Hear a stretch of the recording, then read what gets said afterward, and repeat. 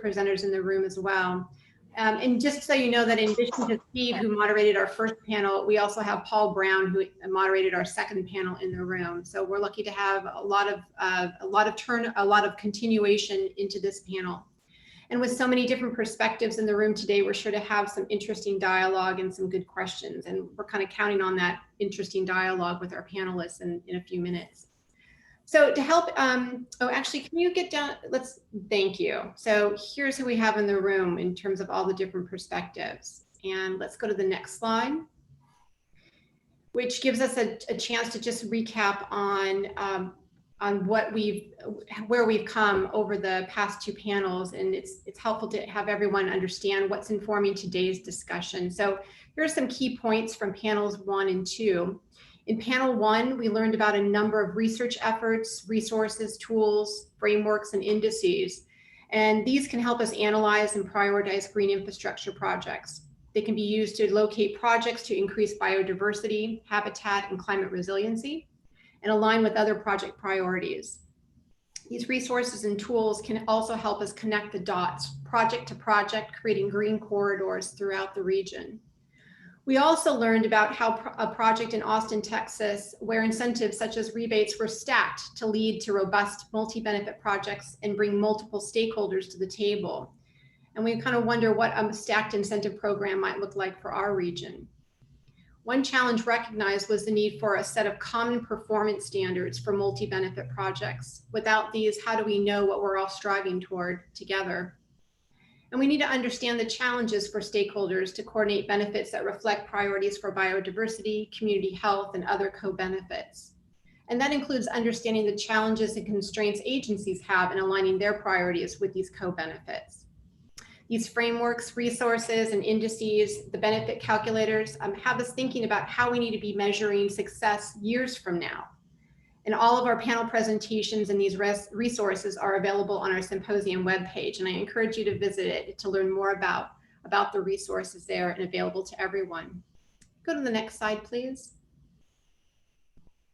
Oh, let's see, I think we're a little ahead. Can you go back one? I think we're missing a poster or a slide. Okay, well, with panel 2, we learned about listening, and learning from many community voices is key to ensuring community priorities are integrated into the project. That community members are invested and that communities become advocates for green infrastructure projects. Authentic community engagement is an iterative process that happens over the long term, and community engagement is often underfunded. We also learned from our panelists that trees are often the gateway to educating communities about the benefits of green infrastructure projects. We learned that trees are really the superheroes of green infrastructure and biodiversity and climate resiliency.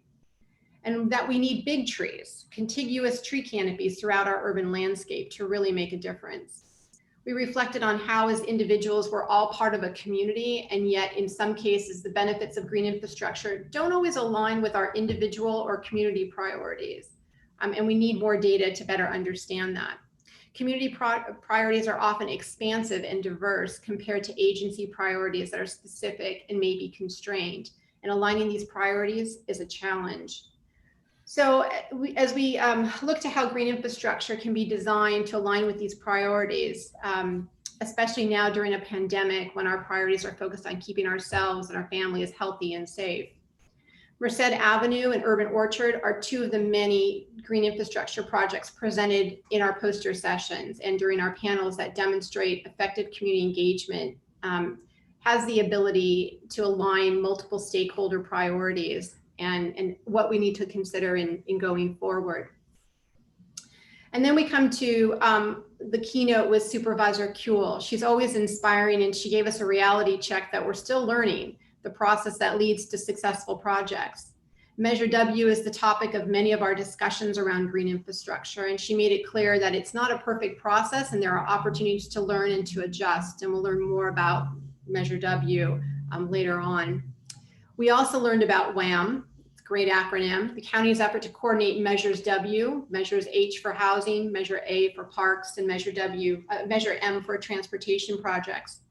How the implementation of these measures are coordinated will inform how we look at coordinating and enriching our own efforts with funding resources and among other stakeholders. We're all in this for the long haul, and we'll need coordinated efforts to connect the projects throughout the region. And again, our symposium webpage has links to the tools, the presentations, all of the poster sessions, and I encourage you to take a look at those. So let's move on to our panel. We've got the function of within Zoom for questions and answers. We're going to start off with our panelists answering a couple of questions that will get the dialogue going, and then we will segue to Secretary Crowfoot's keynote, and then we'll come back for question and answers that will include your questions from the audience. So today we have General Manager and Chief Engineer Marty Adams from LADWP, Chief Engineer and General Manager Robert Ferrante from Los Angeles County Sanitation Districts, General Manager Jeffrey Keitlinger from Metropolitan Water District of Southern California, Director Mark Pastrella of the County of Los Angeles Department of Public Works, and Director and General Manager Enrique Zaldivar from LA Sanitation and Environment. And with that, and with that, I'm going to start off with a question that gives us a chance to get to know a little bit more about the agencies and their overall role within stormwater management. And so it's a compound question. It starts off with, how do each of your agencies fit into the overall picture of stormwater management in the region? And then how do multiple benefit green infrastructure projects fit into your stormwater management and or water conservation programs?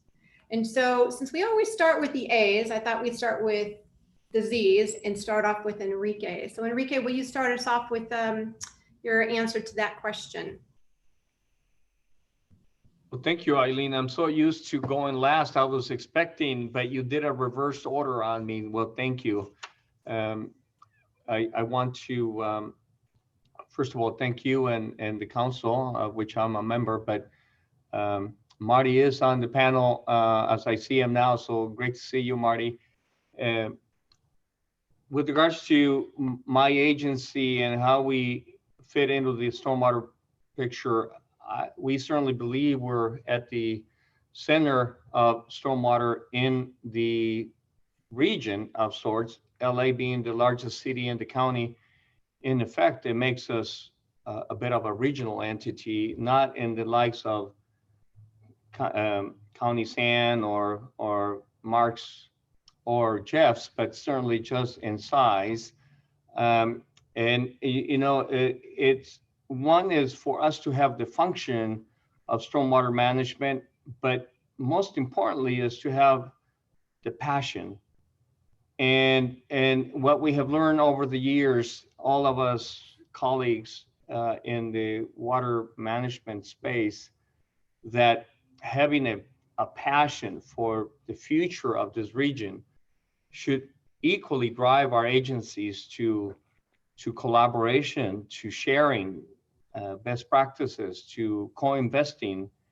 And so, you know, Measure W, we cannot ever say it enough. What a great rallying of an initiative it has become, because that makes all the rest of us rally around Measure W. So it has become a force of assembly, a force of convening, a force of finding common purpose. And we're definitely thrilled to have been in the stormwater space for a while, and definitely believe in the larger benefits that stormwater and specifically Measure W brings to the fore. With regards to water conservation and the like, we are a great partner of our colleagues at LADWP.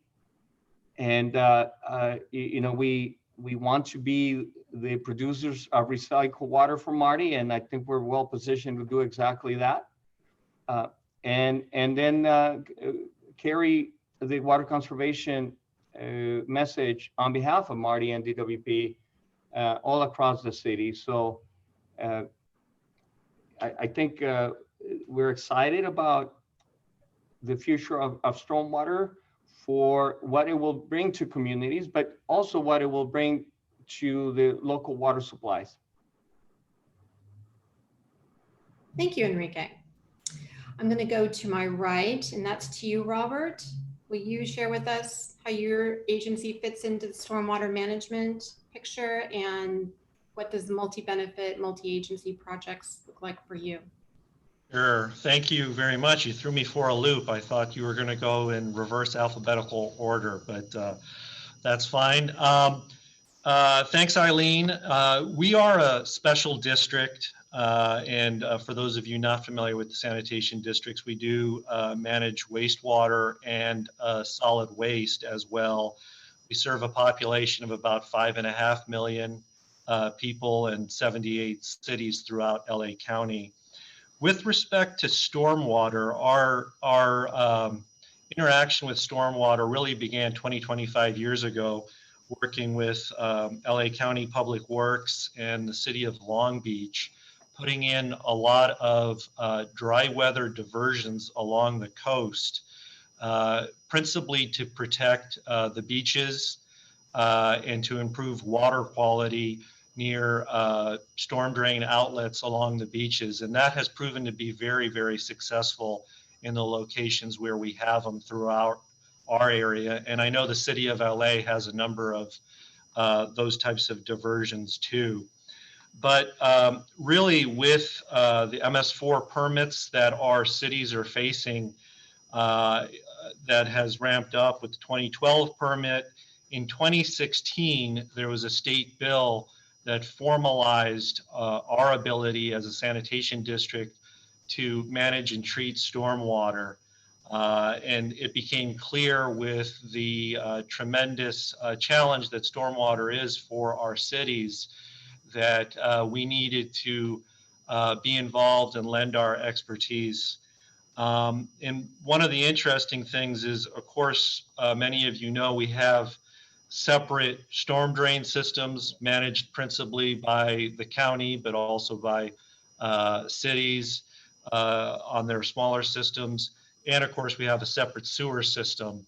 But if you map out those two systems and look at them, they overlap throughout the county. So there's a tremendous opportunity to divert storm drain flows into our sewer system for treatment. And you talked about water conservation and how it kind of ties in. For us, water conservation tied in very nicely with this, because over the last 12 to 15 years, we've seen a reduction of about 20 to 25% in the flows coming to us. And that is principally due to homes, businesses, industries reducing their water use. And that has given us then the opportunity in our sewer system and in our treatment system to have excess capacity to take in stormwater flows. So now with the passage of that bill, with the fact that our staff's actively involved with the county throughout our service area, we are working on a number of projects for not only dry weather diversion, but also storm flow diversion into our treatment plants to not only improve water quality, but also water supply as well, because of the recycled water we generate, just like the city of LA, Enrique's group. So that's where we stand right now.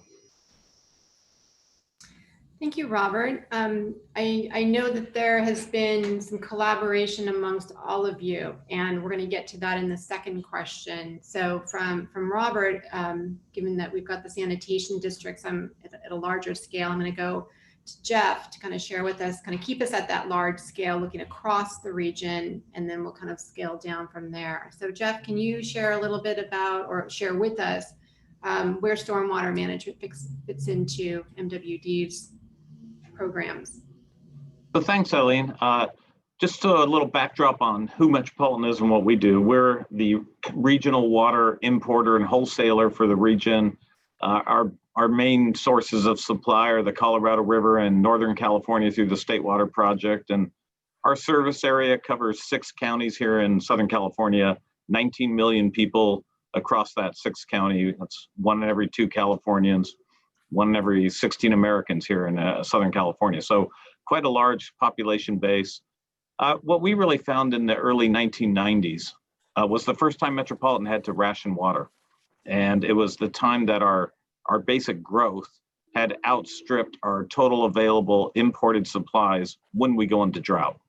And we had to come up with either a new aqueduct or a new source of supply. And that new source of supply through our integrated resource planning became conservation and local projects. And Metropolitan began seriously funding those 25 years ago. Interestingly, our IRP was adopted in 1995, and it's a 25-year look ahead. And here we are 25 years later. And so we've actually reached the full, complete planning cycle of our process. And, and I'd say the huge success has been conservation, and a solid success has been our local projects. And that has included stormwater capture, a lot of recycled water, a lot of wellhead treatment. But conservation, when you look at it, Robert just talked about it, that 25% reduction that our sanitation districts are seeing has been remarkable throughout Southern California. So what Metropolitan tried to do is to make it that whether you were a citizen in Anaheim or Fullerton, you could have access to a rebate on a product or on a turf replacement, just like someone in Glendale or Pasadena or LA would. So we tried to regionalize it across all of Southern California so everybody had access to rebates, everyone had access to local supply funding. And that's a role that as a large overlaying regional entity, we could provide that to get some conformity and some uniformity throughout the service area and really make sure that everybody's conserving water and it's not just left up to one city at a time doing different kinds of programs. And so that's the kind of role we tried to play, is to really bring that and spread that throughout the entire Southern California region. Thank you, Jeff. Once we get through these introductions, I'm going to want to come back and talk about those rebate incentives with you. So we'll be back with another question in a little bit. So let's move to Mark. You're at that larger scale, and then we'll go to Marty to kind of get a little deeper dive in terms of what it looks like from the city's perspective. So Mark, why don't you go ahead and give us an overview of where you're at. Thanks, Eileen. Make sure you can hear me. Okay, sound check's good. Okay, so hello everybody, and I want to say hello to my fellow panelists, folks. These are managers that I want to see and see quite often about the business that we're talking about today. We've all been working together for some time, and it's a neat time to be in water, as I'm sure the people that are attending have found or are aware. There's a lot of really positive things happening for this region and for LA County in particular. LA County Public Works is the largest public works agency in the nation, with about 4,000 employees at any given time and an extended staff of about another 4,000 through contract and things. Our agency has 6 business lines that we operate within, a conglomeration of about 124 special districts. The business lines are water, waste, transportation. We manage the capital project program for the county, capital projects for the county, so we're the county's builder. We provide county engineer services, the unincorporated communities of Los Angeles County, about 1.5 million people, and about the same number of communities, about 140 communities. And then we are one of the county's emergency response agencies and provide emergency response regionally across the area, across the operational area. We're mostly a recovery and preparation agency, but we are also involved in the first response. Today, we're talking about the business line of water resources. And when we talk about water resources here at Public Works, we have the historic district of the Los Angeles County Flood Control District within our purview here at the department. And I act as the chief engineer of the Flood Control District. The district spans the entire region other than Catalina Island.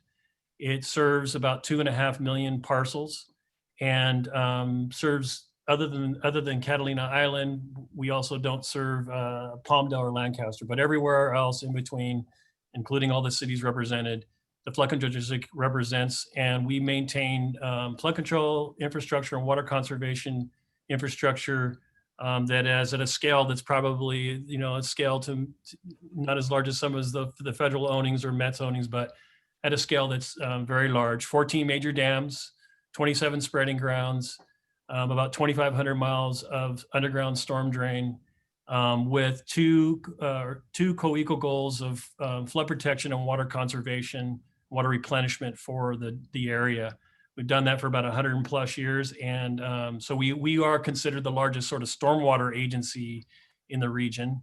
We are the regional stormwater agency when it comes to that. We adopted a watershed management approach to and philosophy to that at about the 2000s, 90s, started moving towards a more comprehensive look at watershed and what it means to manage the waters of each of the major watersheds. And with that, we started really reaching out and collaborating with our partner agencies. And I've got projects all embedded with every one of the agencies here. The regional, the other thing that's nice about the Flood Control District's mission is that it's also has the authority to provide for passive and active recreation along or adjacent to the assets that we own. So the LA River and the San Gabriel River and all the major Rio Hondo, we've sought to be a asset to the community and to green the community as we improve and make investments in the flood protection and water conservation assets. The other responsibility we have in our department at a more local level is that we are the third largest water retailer in the area. And it's a conglomeration of water districts, the largest one being in the Antelope Valley. We have about 250,000 connections there in the Antelope Valley. We serve probably the smallest water districts around, Sativa, and we serve the most expensive water in the region, and that's to the Malibu area. We are usually the last safety net when a water district is going to go out of business. The county usually is. That's how we've sort of accumulated all these assets, is we're sort of that entity that ends up with the larger the pieces that fall out and aren't being maintained. So we have over time taken on the responsibility not just of passing those districts on, but actually being a first-class water agency that has all the issues related to water replenishment, water supply. Our portfolio in that district is mostly imported water, with quite a bit actually coming from the State Water Project in the North County, groundwater and recycled water in the basin here. So we're a member of the larger water retail community, over 200 water retailers in the basin here. And we're the third largest, as I mentioned.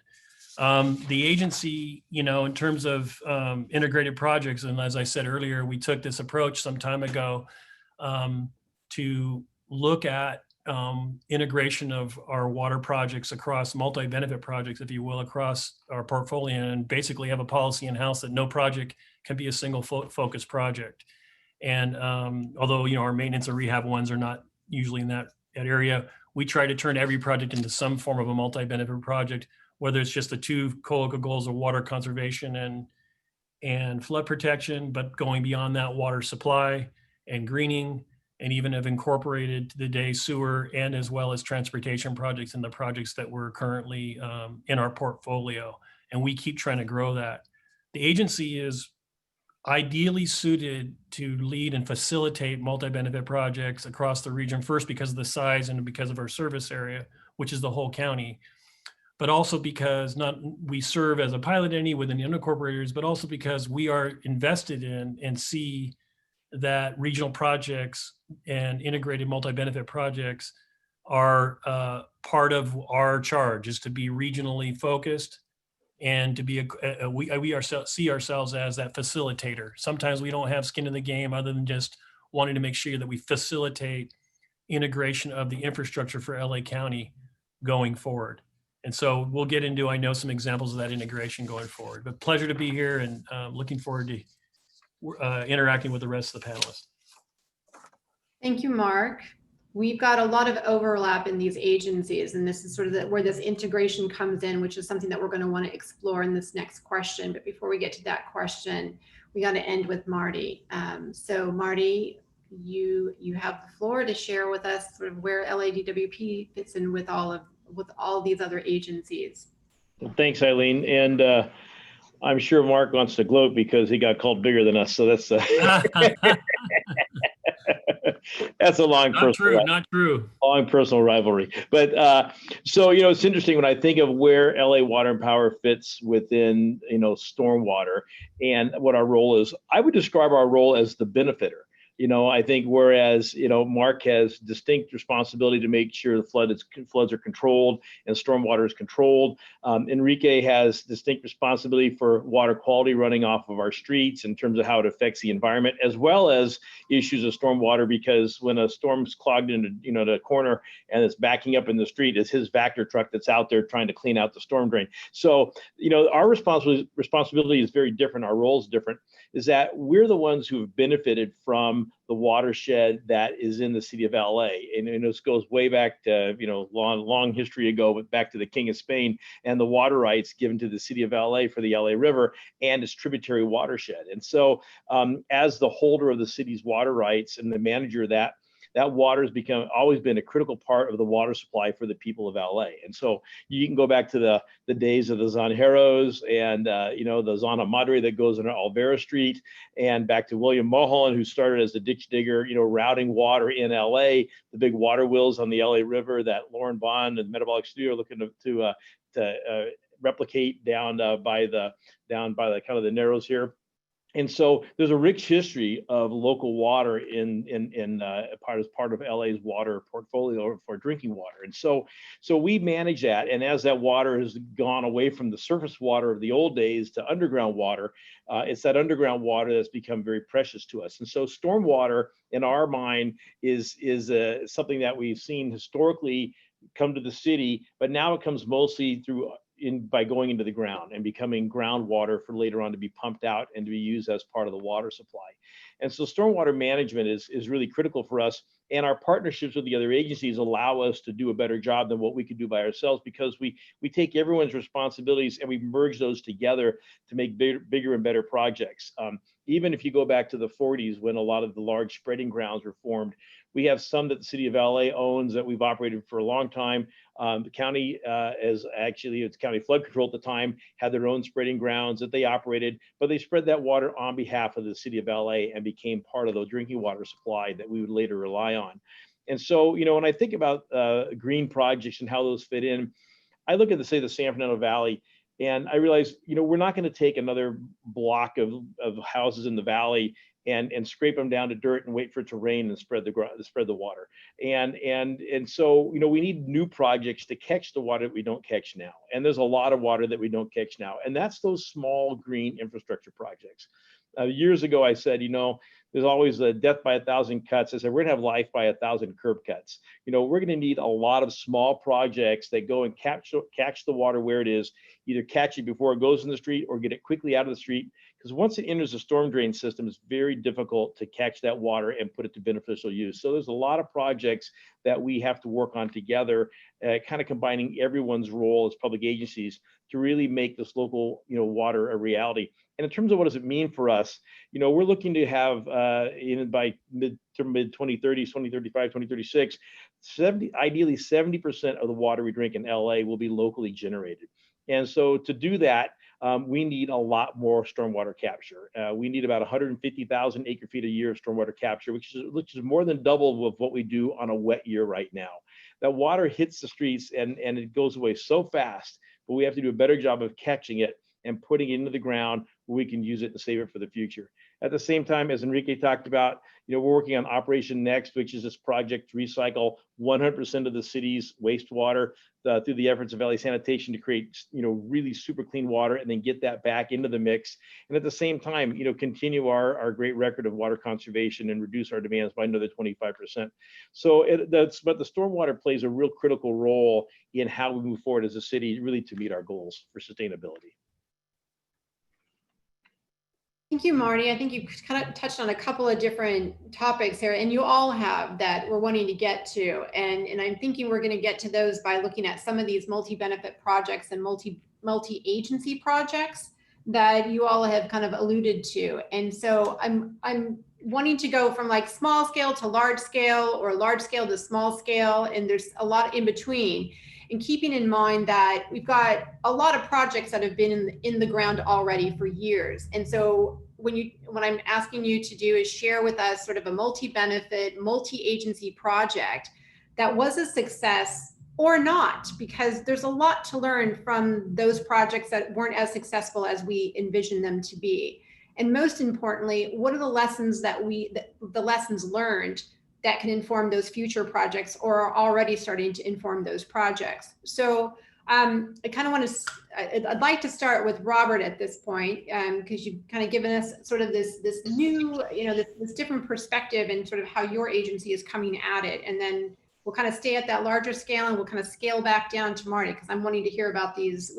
We're wanting to learn more about this life by 1,000 cuts.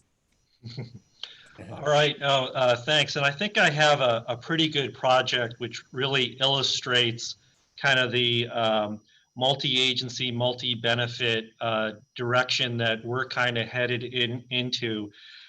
Some of you might have heard it before. We've talked about it before. It's a stormwater diversion program at the Carriage Crest Park in the city of Carson. The city of Carson a few years ago was able to get some funding, and they are in the Dominguez Channel watershed. Specifically, this is the Wilmington drain that ultimately discharges into Machado Lake. And at first they had parkland and they were looking at an infiltration project from the drain. Unfortunately, the soil underneath was contaminated and they couldn't move forward with an infiltration project. However, we had a sewer close by and our treatment plant is basically located across the street. So, and we had the, as you mentioned, the bill that allows us to manage these stormwater projects. So we were brought on by the city of Carson to look at what we could do at that site. And ultimately, the project, which is nearing completion now, are storage tanks at the park that will be able to divert out of the drain into these storage tanks, collecting stormwater, collecting dry weather flow as well, all of the dry weather flow that goes through that drain, and divert it into our treatment plant ultimately for treatment there at the Joint Water Pollution Control Plant. There's a couple of key things that just to point out about a project like this is that it's not only water, of course, doesn't know city boundaries, it doesn't know county boundaries. So it's picking up storm flow from the city of Carson, unincorporated LA County. So LA County Public Works has partnered on this project as well and contributed to it. It also picks up water from the city of Los Angeles and the city of Torrance. So it definitely is a multi-agency benefit. But the key component to it that we're looking at using on other projects is the fact that we can monitor in real time our sewer system. So we can not only take, we not only will take the dry weather flow from the storm drain, but we'll also be able to take a significant portion of the wet weather flow and ensure that our sewer does not have any overflows. That's a big concern, of course, for us, for Enrique, that during storms, we really don't want to take additional water for fear of having sewer overflows and creating a bigger problem. But in this case, with the real-time monitoring there at that location, we can take in the flow. And this is something we're looking at a number of other projects throughout our system. It becomes more complicated the further away we are from our treatment plant, but it is definitely something that's possible. And in this case too, not only, I mean, Mark touched on it and Marty touched on it, the water quality improvements, the protecting of Machado Lake, but we have a similar project to the city of LA's with Metropolitan at our Joint Water Pollution Control Plant. And in the future, we'll be recycling the water from that plant. So it's a water supply benefit as well by taking in this additional water. And that park, of course, is getting refurbished. The fields are being redone on top of the storage tank. And actually the park's being enlarged too with some additional property that we had. So it definitely is not only a water quality, water supply, but it is also a green project that benefits the community. The community in the future won't know that the stormwater underneath their feet's being recycled, but I'm sure they're going to enjoy the refurbished larger park at that location. So that's kind of illustrative of what we can bring. And I think as a sanitation agency in partnership with the county and the cities throughout the region. Thank you, Robert. And you mentioned this partnership with MWD. And so I'm wanting to bring Jeff into the conversation because there's a lot of kind of opportunity for, I know you all have been working together over the years, but these are different types of projects. They're not only large scale, but they have those multiple benefits. And so I'm wondering if you can touch on maybe some of those challenges and sort of what comes to mind when you're thinking about doing these projects in the future. Is there, how does the green infrastructure complement these larger projects? Thanks, Eileen. Yeah, as Rob touched on it, one of the projects we're currently exploring is a partnership between Metropolitan and the LA County Sand Districts on really large scale recycled water program. And what we're looking at is somewhere in the range of 150 million gallons a day. So that would be a pretty massive project. And the goal of that eventually would be to shift off most of our groundwater replenishment in our large basins here, the central west basins, the San Gabriel Valley, as well as some of them, perhaps even the Orange County Basin, off of imported replenishment entirely onto recycled water. And that would really help and strengthen the resiliency of this region for climate change and for other impacts to that. Probably the reason you're seeing normally what Metropolitan does is we work through our member agencies, and that's usually been the most effective way for us to work. And the reason why I think you're seeing something different this time is this is a cross-jurisdictional potential project. It would probably be crossing some 60, 70 different cities, possibly 2 counties, different water basins, and it probably requires the scale and scope of our 2 agencies, as well as kind of the regional bent of our 2 agencies. That is kind of what we do. And so this is different, though. This is new for us. And so it's uncharted territory, and we're working through it. And kind of exciting this month, next month, November, we're bringing to our board the next phase, which is to earmark $30 million to start the design and planning of the project and the environmental review. And so we've done a demonstration project. The next phase is getting that environmental review process, and then final full-scale implementation after we've completed that review. Decision point probably about 36 months out, something in that time frame. One other thing I wanted to mention here, though, I think that's been a real transformative point. I talked about the rebate programs that we do. Those are all terrific. There's a lot of things, residential, commercial, plumbing fixtures, landscape, as well as turf rebate programs.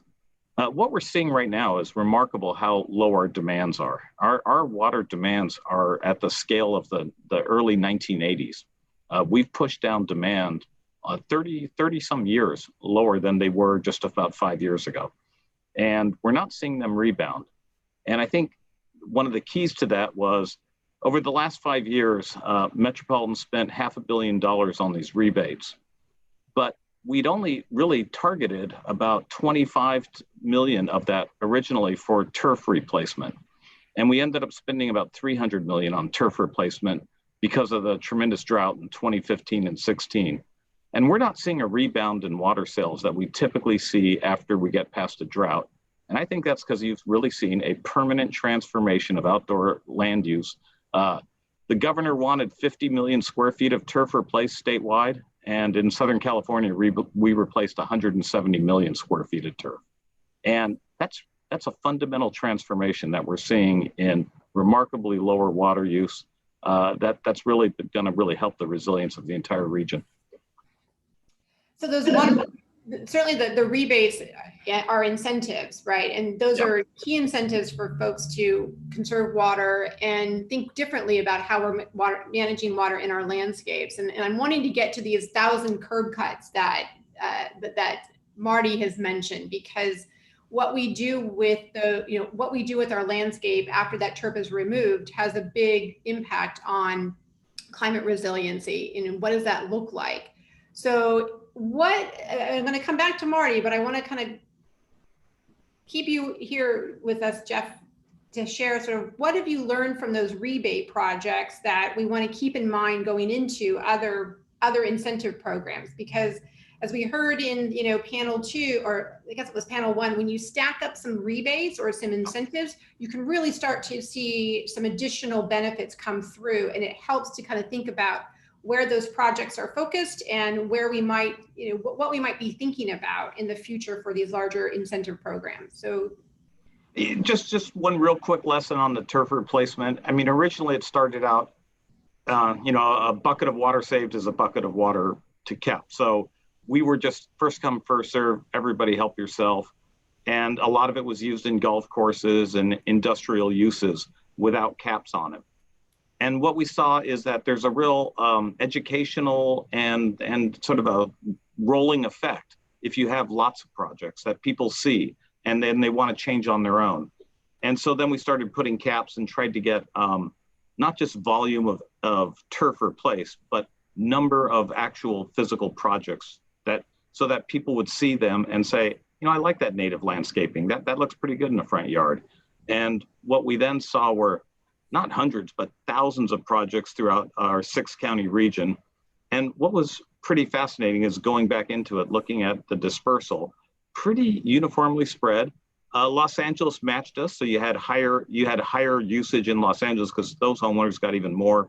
We had a couple areas that matched, but pretty widespread dispersal. And wherever you got that widespread dispersal, just sort of had this rolling effect. People often doing it without necessarily even getting a rebate, or the rebate only paying for just a part of it, because it was a real change in mindset. So we adjusted the program as we went along to get more and more, volume in terms of spaces, more visibility, so people would see the impact and get impacted by that and learn from it. Can I echo what you said? yeah.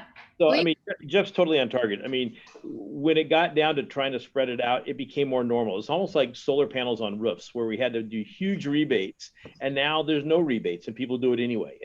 And so the other thing with the turf removal is that in most locations, you also had to provide for runoff control. You had to capture runoff. You couldn't just run all that water off. So that water not only didn't get used for watering the lawn, it also got conserved and went into the soil. And then on top of that, you also had a new market for native California plants and things that were drought tolerant. And so you totally changed the nursery world, and you drove a whole set of products on the market for the consumer that didn't really exist to that extent before. And so, but it's that big program like MET rolled out, and the adoption through a large area that really changed the future, because it changed what people thought of, what they had available to them, the different kind of resources and options, and it just changed the mindset. And it's very much like, it's like solar roofs. It's the grassless front lawns, same kind of thing. So let's stick on these smaller efforts then, because I want to get back to sort of like the multi-agency, multi-benefit projects. And Marty, you mentioned sort of the life by 1,000 curb cuts, and I'm wondering, what does that look like to you? And can you kind of segue to maybe a multi-benefit, multi-agency program, a project that comes to mind that could be complemented by 1,000 curb cuts? Yeah, I think back to another one of MET's rebate programs was cisterns, to catch stormwater, and then that grew into larger vessels to catch more stormwater. I can't name them now, but the kind of large tanks, and not everybody can handle something like that on their property. But it grew in the idea of catching water on your property, using it on your property, offsetting your irrigation demand, and controlling that runoff. And I think about it. What we can do to get people to keep water on their own property is a great first step. And then when it runs off is how to not let it, when it gets to Enrique's curb box, it's too late, right? When it gets down there and it drops in the storm drain, it's too late, because then it's in a big channel, then it's in a bigger channel, then it's in a really big channel. And if you don't have a large, spreading grounds downstream, that water's gone. It's gone to the ocean. And so, you think about how much water falls in LA in a rainstorm, and then the next day it's dry, and that's because the water runs off so fast, and that's the challenge. So it's those little projects that have to catch it on a neighborhood level. They have to catch it, where there's a parkway or median strip. I can think of projects that we've done, and I'd say Elmer Avenue, but everyone here is in part of Elmer Avenue, plus twice as many people who aren't even here on the screen right now. And it's a great project. But there's Woodman Avenue, 3,500 feet of median strip that did that out in Panorama City. Other projects like that. We have projects lined up now with Rec and Parks, looking at using park space, because we don't have a lot of open space to put water in, but we need to get it out of the street. We need to get it into property and let it soak into the greatest extent we can. And so there's a lot of projects. I think of other things, even with the Council for Watershed Health, we have a partnership for arundo grass removal, and removal. And so you think of other aspects. It's not all maybe building something. Sometimes it's taking something away that's a species that's taking water out of the environment, an invasive species. So try to manage the whole thing, make more water available, let it get to the right place, put it to better use. Eileen, I have an example. Yeah, I have an example of what Marty's talking about, real life, that we've incorporated into, and some lessons learned. When I got in the business of stormwater management years ago, I got put in charge of our watershed management group, who was the lead group trying to figure out Marty's 1,000 cuts, and actually convert ourselves from like everything run off to the street and we handle it and no one needs to worry about their stormwater, to a mode of this is a resource we're wasting, looking at the stormwater as a resource. So we started coming up with projects in the unincorporated county. And one of the really interested projects at the 1,000 cut level was, so first of all, I flew out to Maryland, where they were under siege because they were under the permit requirements of MS4. And I wanted to see what they were doing there. And they've been doing a lot of incentivization of people putting BMPs on their properties. And they were basically big pits on the property, and people were turning them into sand traps and using them as golf courses instead of like actually working as infiltration basins. And so in our heads, our engineer heads are like, well, can we trust the homeowner to maintain this device? And Elmer has some experiences with that. People have done, the second owner comes, they pave it over. So we knew we wanted to get to neighborhood level. So one of the really interesting projects, we continue to support property owners, and actually it's mandated that they maintain an unincorporated county. You cannot release any delta water off your property when you develop your property. I don't know if you know what I mean by that, but you can't increase the runoff off your property with any major development on your property. That's part of our permit and something we've been enforcing for years. But secondarily, we started capturing the water in the streets, especially in streets where there was a cul-de-sac, and putting the pits, as Marty said, and we started installing a series of dry wells in every single cul-de-sac in unincorporated area, and then connecting that. And if the soil type was right and it could drain, we then would let it go, and we would show that the infiltration would work, and that was it. In the scenario in the east area, unincorporated area, Whittier and around there, what we've been doing is this interconnected storm drain, sub-drain system where we'll actually create infiltration to ground, French drain, and then drain with a connection to sewer.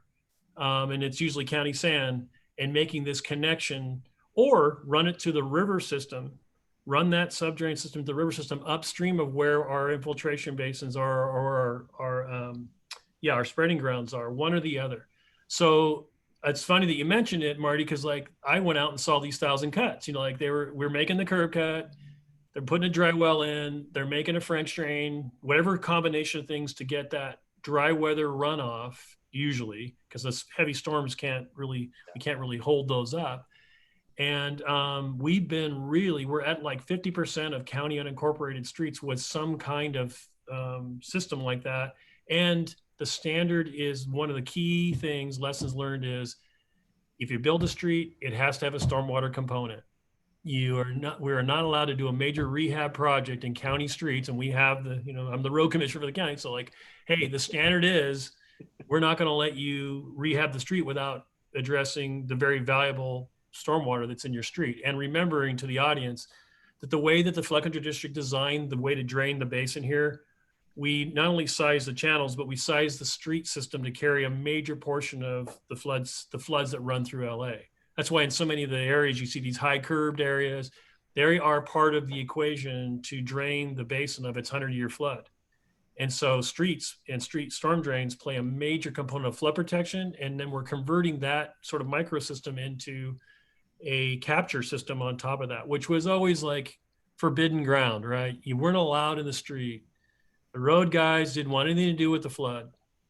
And then we had separate systems with sanitation district, which was a godsend because we weren't running raw sewage, into the LA River any longer. We had separated it, which turned out perfectly because now we have capacity in both systems to actually interconnect the flood control system with the sanitary sewer system, monitored so that we don't overrun them. So the underground, not seen investments that have been made are really going well. The lesson learned on multi-benefit having, and when you guys say 1,000 cut, I know some of the audience members say, well, I want to participate, a nonprofit wants to get involved. So lessons learned, it's been very difficult for us to change the culture within the department to partner with small nonprofits, neighborhood level. Let's say a homeowner comes in and says they want to do something.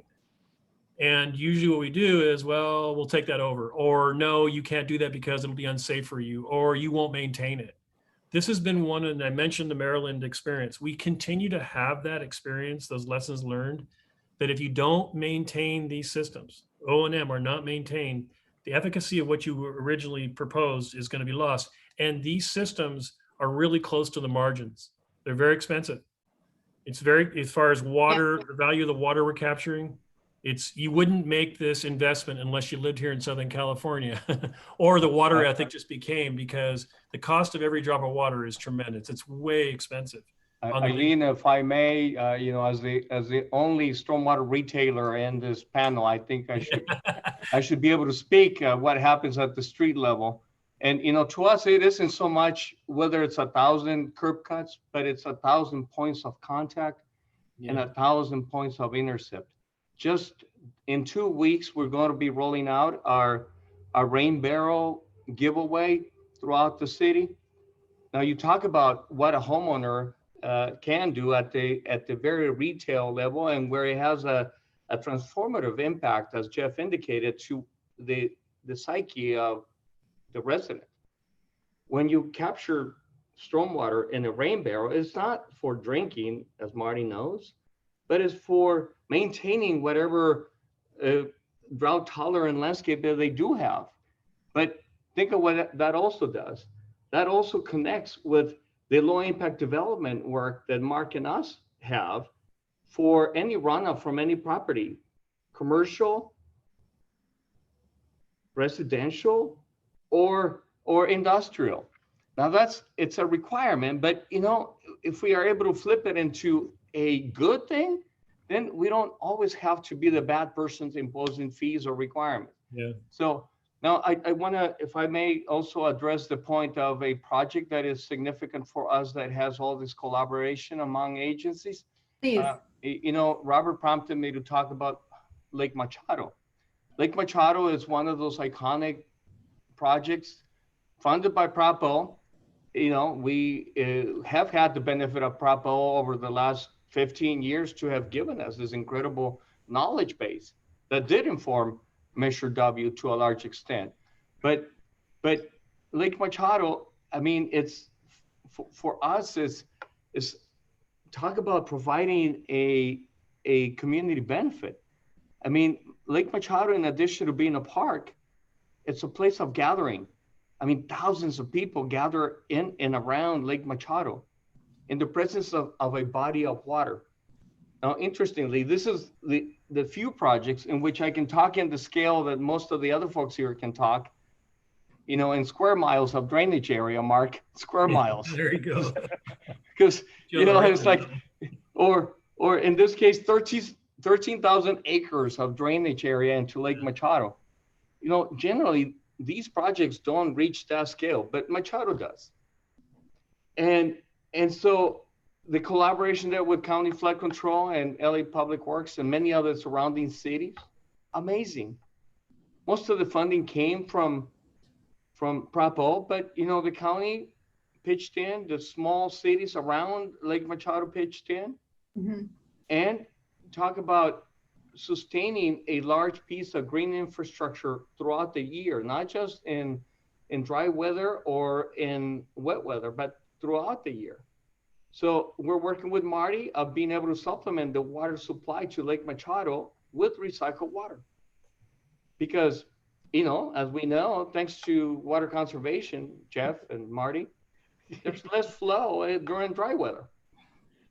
And now that I heard Robert taking even more from Wilmington Drain, we got to sustain what has become a community benefit. We cannot pretend that we create it for a year or two and then it dries up, it goes away. No, we have created a dependency to and on the community to enjoy a body of water throughout the year. So now we got to think, okay, how do we maintain it? How do we maintain it healthy year round? So at the retail level, and I will use this example only because we just dedicated it last week in Pacoima. Talk about a DAC community, Pacoima. It's called Bradley Plaza. Small project, $3 million, which, you know, I'm sorry that I have to call a project of $3 million a small project, but great community benefit. Created a plaza of gathering in and around this community in Pacoima. And yes, why we say points of intercept. Marty, in that case, with the great soil we have in the San Fernando Valley, the storm drain underground is perforated. You see? So we're maintaining some drought tolerant landscaping up and down this alley and then this plaza. The water gets into this perforated storm drain, something that we never would have allowed in the past, Mark. Yeah. And then it goes on to a dry well. That's green infrastructure. Anyway, lots of. Well, Enrique, on that project, though, there was a lot of community engagement happening there. And Huge. you involved the community in that process as well. And I know you work with a community-based organization. And so here's where I'm wanting to segue to kind of the importance of kind of thinking about those community benefits and what do those mean in these multi-benefit projects, because these are multi-benefit projects, all of the ones that you've shared in terms of the water, right? The water augmentation of our local supplies, the capture for reducing flooding, the increase in water quality. These are all things that we're expecting of your agencies to do. And yet we want a little bit more. Is that a fair, is it fair to ask a little bit more to kind of think about what the community priorities are? Is that a fair question? Is there an opportunity there for us to think, in the way that you're thinking about how you engage the community and how they had some input into what that project was going to be in terms of the benefits for them? They've got a great plaza. I know there's more water being captured that normally would flood that street. There's trees planted.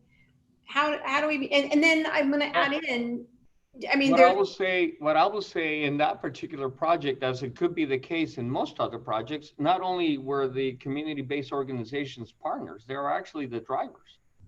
The Pacoima Beautiful and the Trust for Public Land. The Trust for Public Land was incredible in mustering funding sources. Amazing work. The kind of work you do at the Council for Watershed Health, Eileen. Yeah. So they drove the we just went along for the ride. So we have more of these projects coming up that are being driven by the communities, right? And they tend to be those smaller projects. There are park projects that happen, and we can define different sizes of park, neighborhood park, regional parks. And the opportunity here is that we know that there's a need beyond the water for community benefits. There's climate resiliency to think about. There's the fact that we really don't want to be losing any more of our plant and animal species if we can help it, and if those can be a benefit. So, and we know that there's only so much funding out there. And we know that engaging the community, that takes time and it takes a lot of effort, and there's few resources for that. And so on these projects that are smaller, what are the challenges for all of you in thinking about that? Because what we need are positive, constructive, lasting relationships among agencies and communities And that takes a lot of work. So what do we need to be thinking about there? What are you thinking about? Well, one of the things that we've learned is that you really need to engage the communities up front. And you might think you have a great idea, but you got to remember that these folks live there and they know their neighborhoods. They know what would make a difference. They know what makes sense. And so, we've learned that you really got to start early and really get out there to work with people on projects. And so we've gotten a lot better at it than we were initially. It's hard for a big agency to, you think you've got all the ideas and you know everything. And so you have to make room for everyone at a neighborhood level to participate and to feel involved and to really adopt the project. And using community-based organizations has really been a key in terms of gathering people, really helping with that dialogue and helping to develop what a project should be. I mean, there's a lot of room to do what communities want within these projects. They don't have to look a certain way. And so I think it's that early engagement and making ourselves available, taking big agency, but you got to think local, and all these projects are very, very local, neighborhood-based projects, and they've got to work in the neighborhood or they won't be successful. Yeah, I want to jump in on that. I totally agree with Marty. And for me, just to open the door over here at Public Works and talk a little bit about our dirty laundry, for years, the department was very much a command structure. I think it just goes along with professionals, whether you're a doctor, engineer, lawyer. Historically, people culturally would, expect that an engineer would come to the room and say, this is the way it is.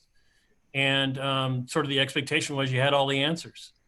And so there's a pressure on the engineering community that actually the center core skill set of our department is, professional civil engineer, to come up with the answers to society's, issues.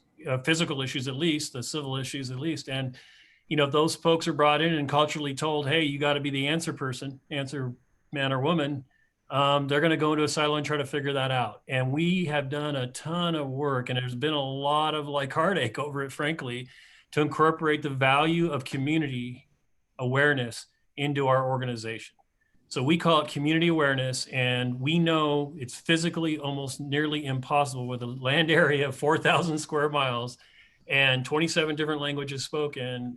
This is the civil engineering, emergency room of the world, by the way, that we wouldn't know everybody, but our goal in this department is that we put the perception on people that we know, we've heard them, we know who they are. So as Marty said, we have to extend ourselves through community-based organizations, community advocates, working on legislation that allows us to provide grants to have people paid that are in that business. For too long, the NGOs they're showing up at community gatherings unpaid. Their business model doesn't hold up because they're not getting paid to be the community advocate. So we're looking actually to first internally look at ourselves and make sure that no one's hired here without understanding it's community first, which means be aware. And we have learned that the hard lesson of that through the years by eventually developing a lack of trust, over time, to the point that when people are in harm's way, they wouldn't trust us with a project that absolutely needed to happen. Whether it was Devil's Gate Dam that needed to be cleared. You got a lot of people in harm's way if that dam doesn't get cleared and worked out. Or name one of the other major structures, or for that matter, one of our pipelines, right, Marty? One of the structures to convey water. And you had the communities basically standing up and saying, you know what, we don't trust you. You guys are environmental nightmare. You run down every tree. You rip it out before you act without asking. And so what we've had to do is convert ourselves internally and then bring along the rest of the community of infrastructure agencies to take that approach as well, because the county can't do that alone. And so you see these philosophies of one water taking hold, which is really good. I feel better as a professional knowing that what we did is we took the time to understand what was needed from the community first. After all these things we're building is for their use on their dollar. So Measure W is a really interesting thing in my career. Behind the scenes, we struggle. You brought it up, community benefit.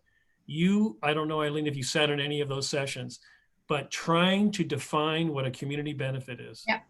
Very, very difficult, but a necessary debate, And so it was purposeful that the governance structure of this measure is widespread, dispersed amongst the community. It's water capital improvement made by democracy. It's we tried to be representative. We try to create a representative governance of all the watersheds that are going to benefit from the measure. When I go to the East or go interact with large stormwater agencies across the United States, they're like, why the hell would you do that?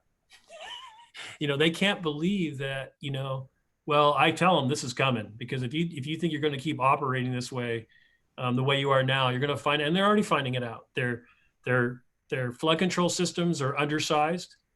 They're old and aging. They have put much of the country, including LA County, has put much of the people in harm's way due to the development standards or lack thereof. And we were running out of water. And the bottom line is the engineer can't solve all the problems on our own. We have to solve them from the community standpoint and be honest with the community about what we can solve and where the risks still exist. Because there is risk in life no matter what you're dealing with. And so part of the really great benefit of being more transparent in this water world is that we are able to be honest and be heard and actually be understood about the risk and have the communities adopt part of that risk. So you see the water ethic getting better and you see this reduction in 25%. Those are incentives for people basically to take charge of their water, essentially. And I think that movement is really, it's great to see, and I'm glad I'm working at the time when that's happening. Yeah, I just wanted to expand on what Mark was saying. I think he's absolutely right that getting the community involved and having these people feel empowered in terms of handling their own issues locally is so important. And we're not going to solve this problem just with large projects or just with small projects. They need to work together. And a lot of these small projects, if they can avoid the dry weather flow that needs to be treated, reduce the amount of water going into the storm drain big channels, as Marty calls them, of course, then that makes the big projects a little smaller, a little easier to manage. I think what we need to recognize on these small projects, and I see some of the questions related to them, and I think Mark brought this up too, is we just have to ensure that they're projects that work today and work tomorrow and into the future, so that they are systems that not only the community wants, but that can be maintained. So we will have to look at funding, and that's the beauty of Measure W and how it's going to be used, that it can provide that funding for these types of projects moving forward, because that's key. Because a lot of the discussions we have with people, sometimes it seems as though the small projects, they're taking on a little bit more than they think. We wouldn't want treatment plant operators out in the community. We definitely wouldn't want that. But to the extent that these projects not only give the community what they want, but the water supply, water quality, and then the greening, that is perfect. And then that reduces the bigger problem at the coast or in these big storm drain channels. So I'm wanting, I appreciate this conversation, and I'm kind of wanting, this is exactly what we wanted, right? We wanted a dialogue amongst you to kind of help us learn more about what it is that your challenges are, how you're thinking about these projects, and sort of where those opportunities to collaborate and coordinate are. And I'm kind of wanting to go back to Jeff about your member agencies and sort of maybe looking at how are they, what do you know about how they're looking at these projects, and what is it that they're challenged with? So, our member agencies are a mix of types. Some of them are water districts and many of them are cities. And so they deal with these types of projects at various levels throughout our service area.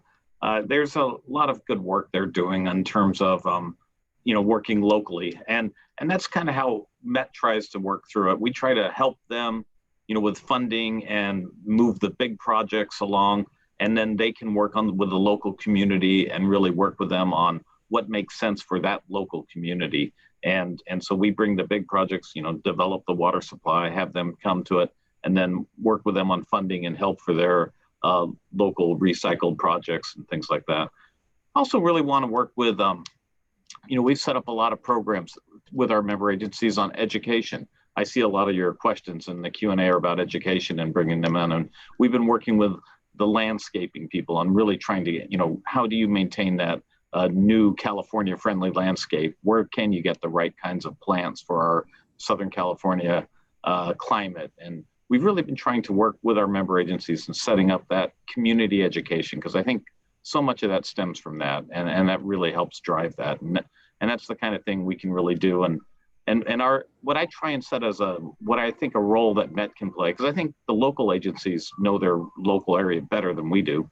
What we can do is help kind of systematize it so that it's available to everybody throughout Southern California, not just where you have a really proactive city or something like that, and then you may go miles and miles before someone else picks it up.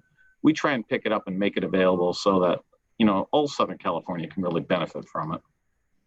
So I want to pick up on that note about the native plant palettes and making those available, because Enrique, we had your team on one of our panels talking about the biodiversity index and the opportunity there for looking at biodiversity in these projects is one that we haven't talked about in this panel, but was really prominent in both, the first panel where we're looking at indices that can help us think about what projects could look like, what maybe some of those goals could be, where those align with other benefits, and then looking at what the communities are looking for too in their projects, in terms of kind of connecting into where they're at.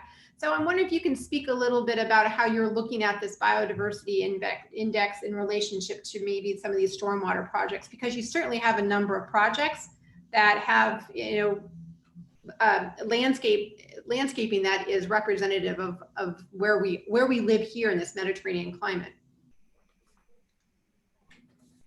Oh, you're on mute. Enrique, you need to unmute. There you go. Thank you. I was muffling myself there, but thank you for hosting the biodiversity discussion in panel 2, I believe. And it's a new concept for us, but it is a very, very powerful concept. I now think in terms of ecotopes. An ecotope is a micro ecosystem that can be as small as someone's backyard. And I say that because we just recently discovered a beehive in our backyard at home. Good sized beehive, okay? And not because I brought it there, it just naturally happened. So I can speak of my backyard as an ecotope. But that's what biodiversity does. It sort of amplifies the multi-benefits that we speak in the world of stormwater, because all of this sustains something greater, is our local ecosystems. Yes, birds need trees to nest, and bees need flowers, and flowers need bees, and this interdependency. So the biodiversity approach tries to normalize all of that in one simple index. But that will give us an indication whether we are in fact providing for a healthy ecosystem. And by the way, we humans are part of it, so we're not leaving ourselves out of it. But so that's the power of this tool. It's not just a tool, it's an indicator. It's an indicator of the health of our ecosystems.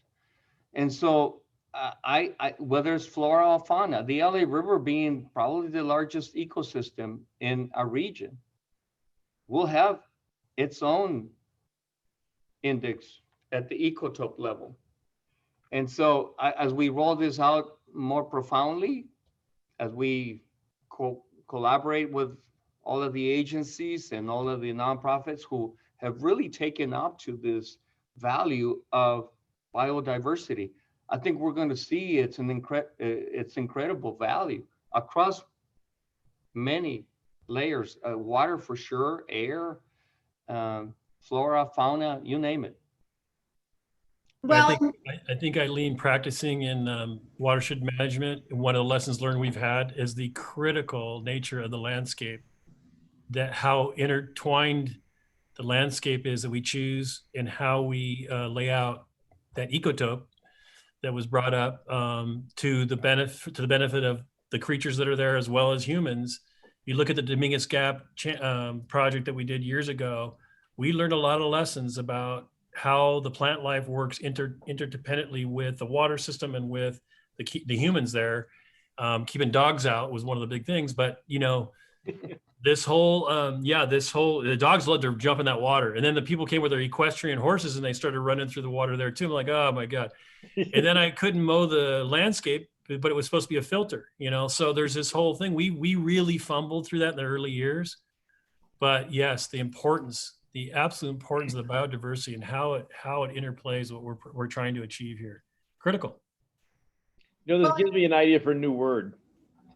I think we need to have an ecosystem besides an ecosystem, because what Enrique described should be an agency ecosystem, because we talk about the interdependency of things in the environment and what we're seeing, and what we're learning as agencies is that we need to have that same relationship, and you see it improving. Measure W has gone a long way. These collaborative projects that water providers have with the sanitation systems, and Jeff is a wholesaler, and you know, a whole different market. I mean, you're seeing that same kind of interdependency and the realization between the agencies that you can't separate out the pieces, that the relationship, we all have our own jobs to do, but there's overlap on the fringes, but a huge complementary piece in how we achieve that work together, that I think is really the lever that needs to be pulled to, and then of course to branch out from us into the communities to really round that picture out. But I think that's where you see this coming together. It's the same as looking at the environment and all the pieces meshing together. It's the same thing for managing it, and that's something we have, you know, scratched at the surface in the past, but where we're really lined up for the future to make a big difference. It makes the money go further. It makes the projects go further. It makes the benefits touch way more people. And I think so. I'm gonna coin ecosystem as a new word. I'll write a book about it and let you know how it goes. So. I mean, what he's saying is leadership matters, Eileen. yeah, I think that. I think since we're in election time, one of the things that we've all suffered, been a huge obstacle, and I know I can speak for everybody here, is the lack of education of an elected official's ego, or lack of priority for collaboration. The old folklore that it really has gone away, Marty and Enrique, I believe it has, that the city and the county can't get along. Those started with elected officials, and who they choose and appoint to be leaders of these agencies has a lot to do with whether or not we're going to succeed when it comes to climate change, climate action, to natural resource management as a priority for humanity and for the people of LA County and specifically. And so as people vote people in, I mean, I think one of the things that we really need to look at, people need to vote in people who have, you know, climate in mind and it's on their agenda. And if we're just talking about water, fine. People who have an awareness of water and important, it has to be on their agenda. I mean, Jeff has done a lot of work with me, helped me get our board to take a water position. I mean, let alone, you know, for years, just like not even taking a position on water was crazy. And, you know, Jeff and his agency, Marty, these guys, we've had to call each other and say, make this important to your elected official. It's an important thing. It's going to impact their community. And yet, you know, so hard to get their attention until we have the crisis, which we don't want to have. We had a great drought. We took a great advantage of it, and that did help. But there is a bigger looming issue, and that's the impact of climate on our natural resources here in LA County. And I think people need to vote that way. They need to push for our elected officials to have that on their agenda. And so having all of you kind of help to educate everyone else around what your agencies are, how you're thinking about climate resiliency is also really important. I don't know that very many of us know how you're thinking about climate resiliency. And that's going to be a really important planning tool for us to kind of understand, how are we looking at success? How are we measuring it over time?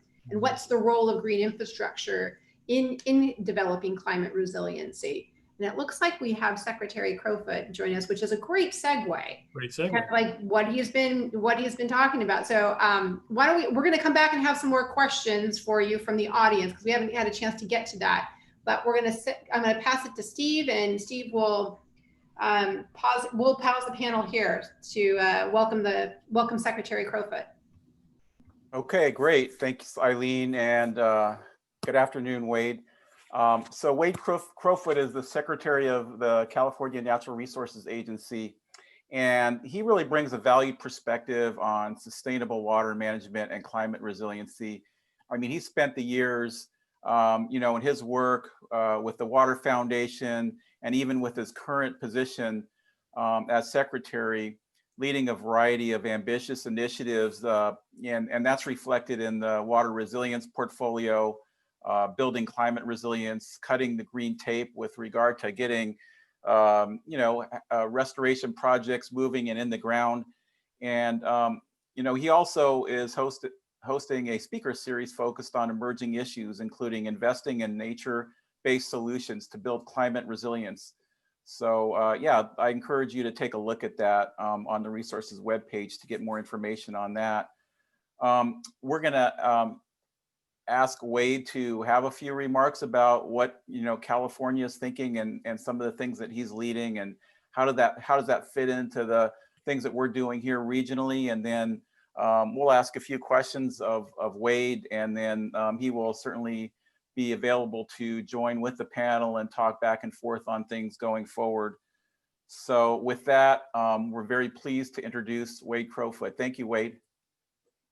Yeah, well, thank you, and exciting to be here. And this is a real panel of who's who in terms of getting it done on integrated water management in LA, Greater LA. And I have to say, I find the questions from participants far more interesting than hearing myself talk. So I'll keep it pretty short, but just say that, at a state level, certainly working for Governor Newsom, we think we have a strategy that is all about supporting Greater Los Angeles's regional water resilience.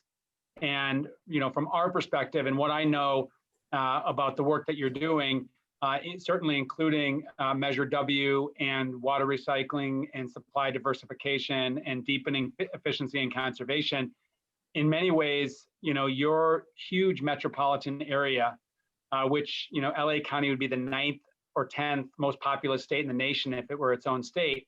This huge megapolis is actually the poster child of what we need to be doing across California and the country to actually build our water resilience. We know that the climate is changing. We know that changing climate will make some of our natural challenges in California more threatening and severe, specifically including wildfires. Obviously, this summer is a great example. Extreme heat, another instance where this year is a great example. Our drought, we had a dry last winter, worried about heading into another dry winter, which would basically bring us into drought, and flooding. And I don't have to tell you all about the flooding risk in Los Angeles. So from our perspective, we know that we need to step up the investments, the innovation to build our resilience. And when I talk about resilience, I talk about really protecting people and nature from the impacts of climate change. So climate resilience is obviously a critical priority for policymakers in Sacramento, governor and the legislature, certainly agencies like mine. Another priority is what governor calls California for all. We're proud that California is the 5th largest economy in the world, but let's recognize that we have problematic inequity across our state.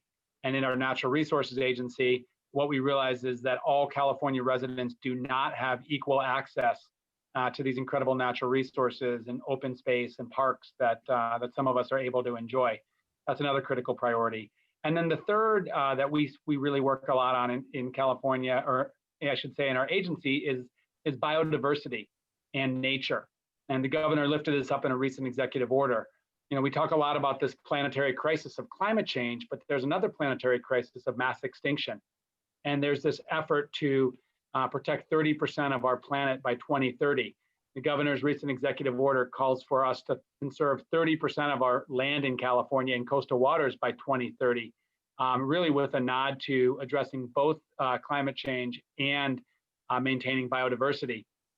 And so in all of these priorities, integrated water management is really the sort of the gold standard which we need to move toward.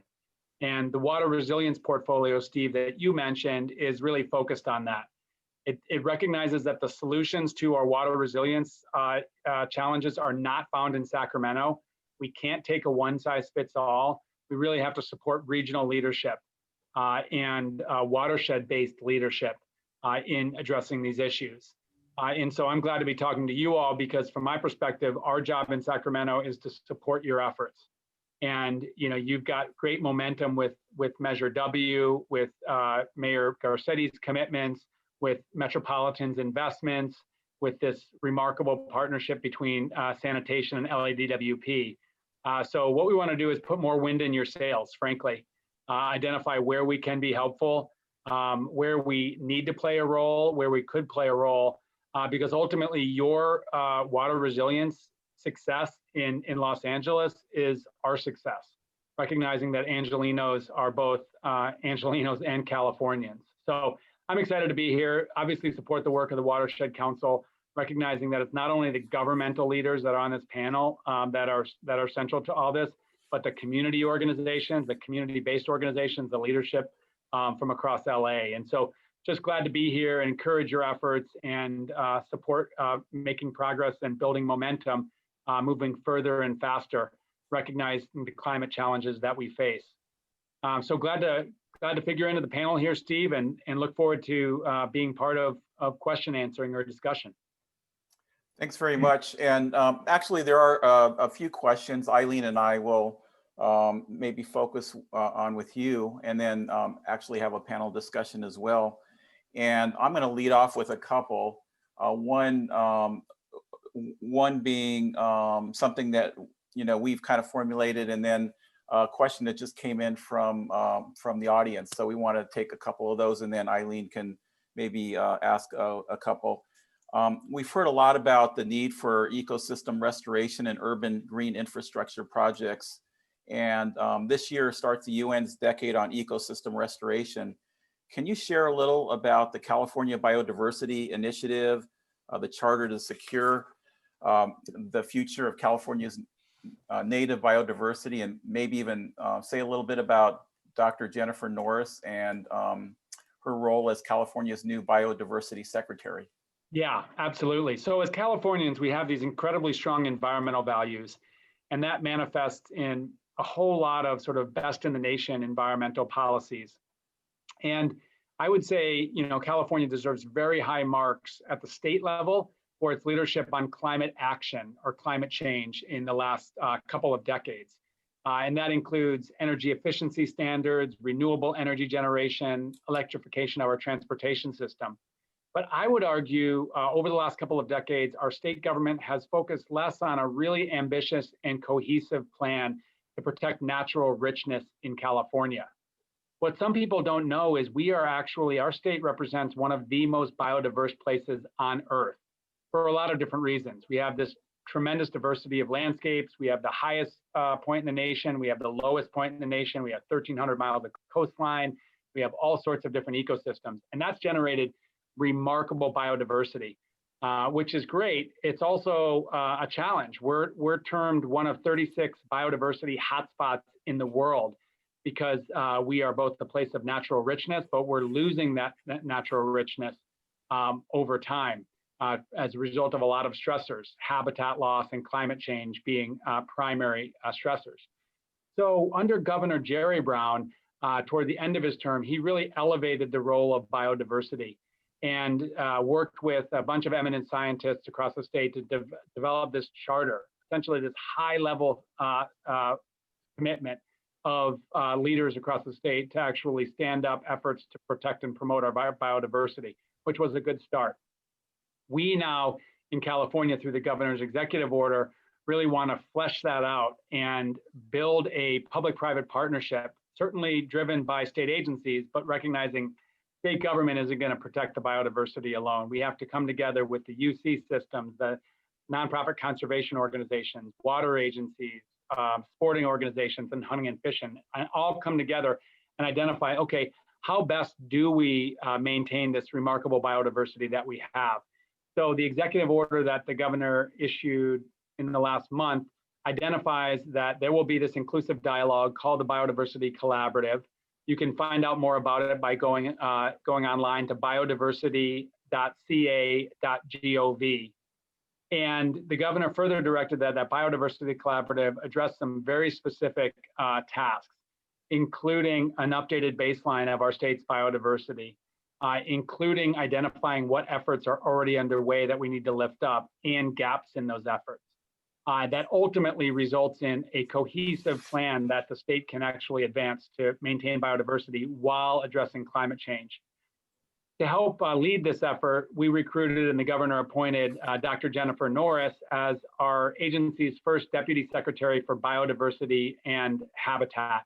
She comes from over 2 decades in the federal government at the U.S. Fish and Wildlife Service, where she led on these issues and was a real problem solver.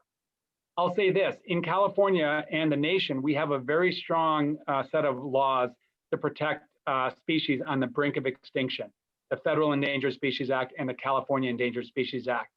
But while that's necessary, it's not adequate. It's akin to having a healthcare policy that only invested in emergency room medicine. We need to do more to protect our biodiversity upstream for a lot of reasons, for the benefit of our nature, but then also, as we know, and probably many of the governmental agencies know on this in this discussion, is once a species becomes listed as endangered, it creates a lot of unintended consequences for development or projects, et cetera. So what we're working to do is work with a broad coalition of folks to maintain healthy ecosystems upstream, to avoid all the impacts on those plants and animals if they become endangered, and of course, all the unintended consequences on all the other sectors. So I'm really bullish about it. I'm excited about it. We're going to spend much of the second half of the governor's term in our agency fleshing this out. And I think there'll be a point of intersection where groups that are focused on watershed protection can actually figure into this. And I'm hopeful that as we generate resources moving forward in state government, we can actually support these holistic multi-benefit projects like are happening in Los Angeles that not only protect biodiversity, but address inequity of access and address climate resilience.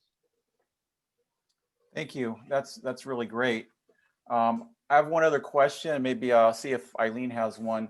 But this is a question that actually came in from the audience, and I actually think it's probably on the minds of a number of people, and it really has to do with how you view large infrastructure projects versus other types of projects like we've been talking about today, more on-site or local projects. And it gets to I just missed the chat here. It just shifted, but I'll just rephrase it. So how does the state and how does the governor look at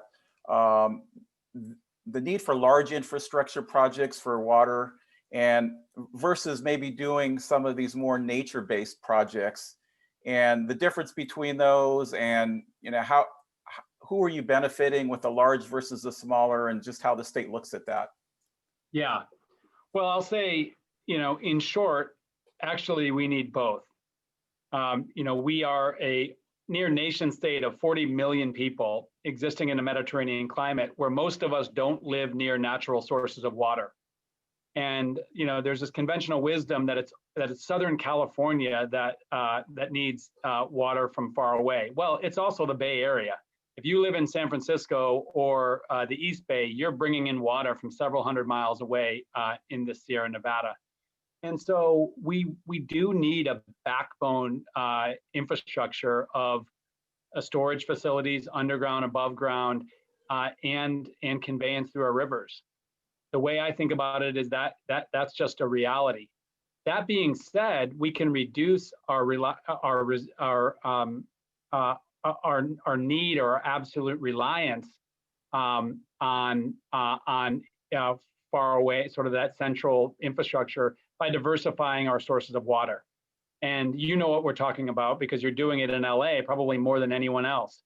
Maximizing conservation and efficiency, going big on water recycling, addressing stormwater capture in a way that reduces pollution and can augment your water supplies.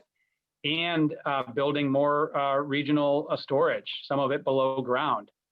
So, absolutely, we need to do more of that, and nature-based solutions recognize that a lot of the infrastructure work that we need to maintain can be done by restoring nature.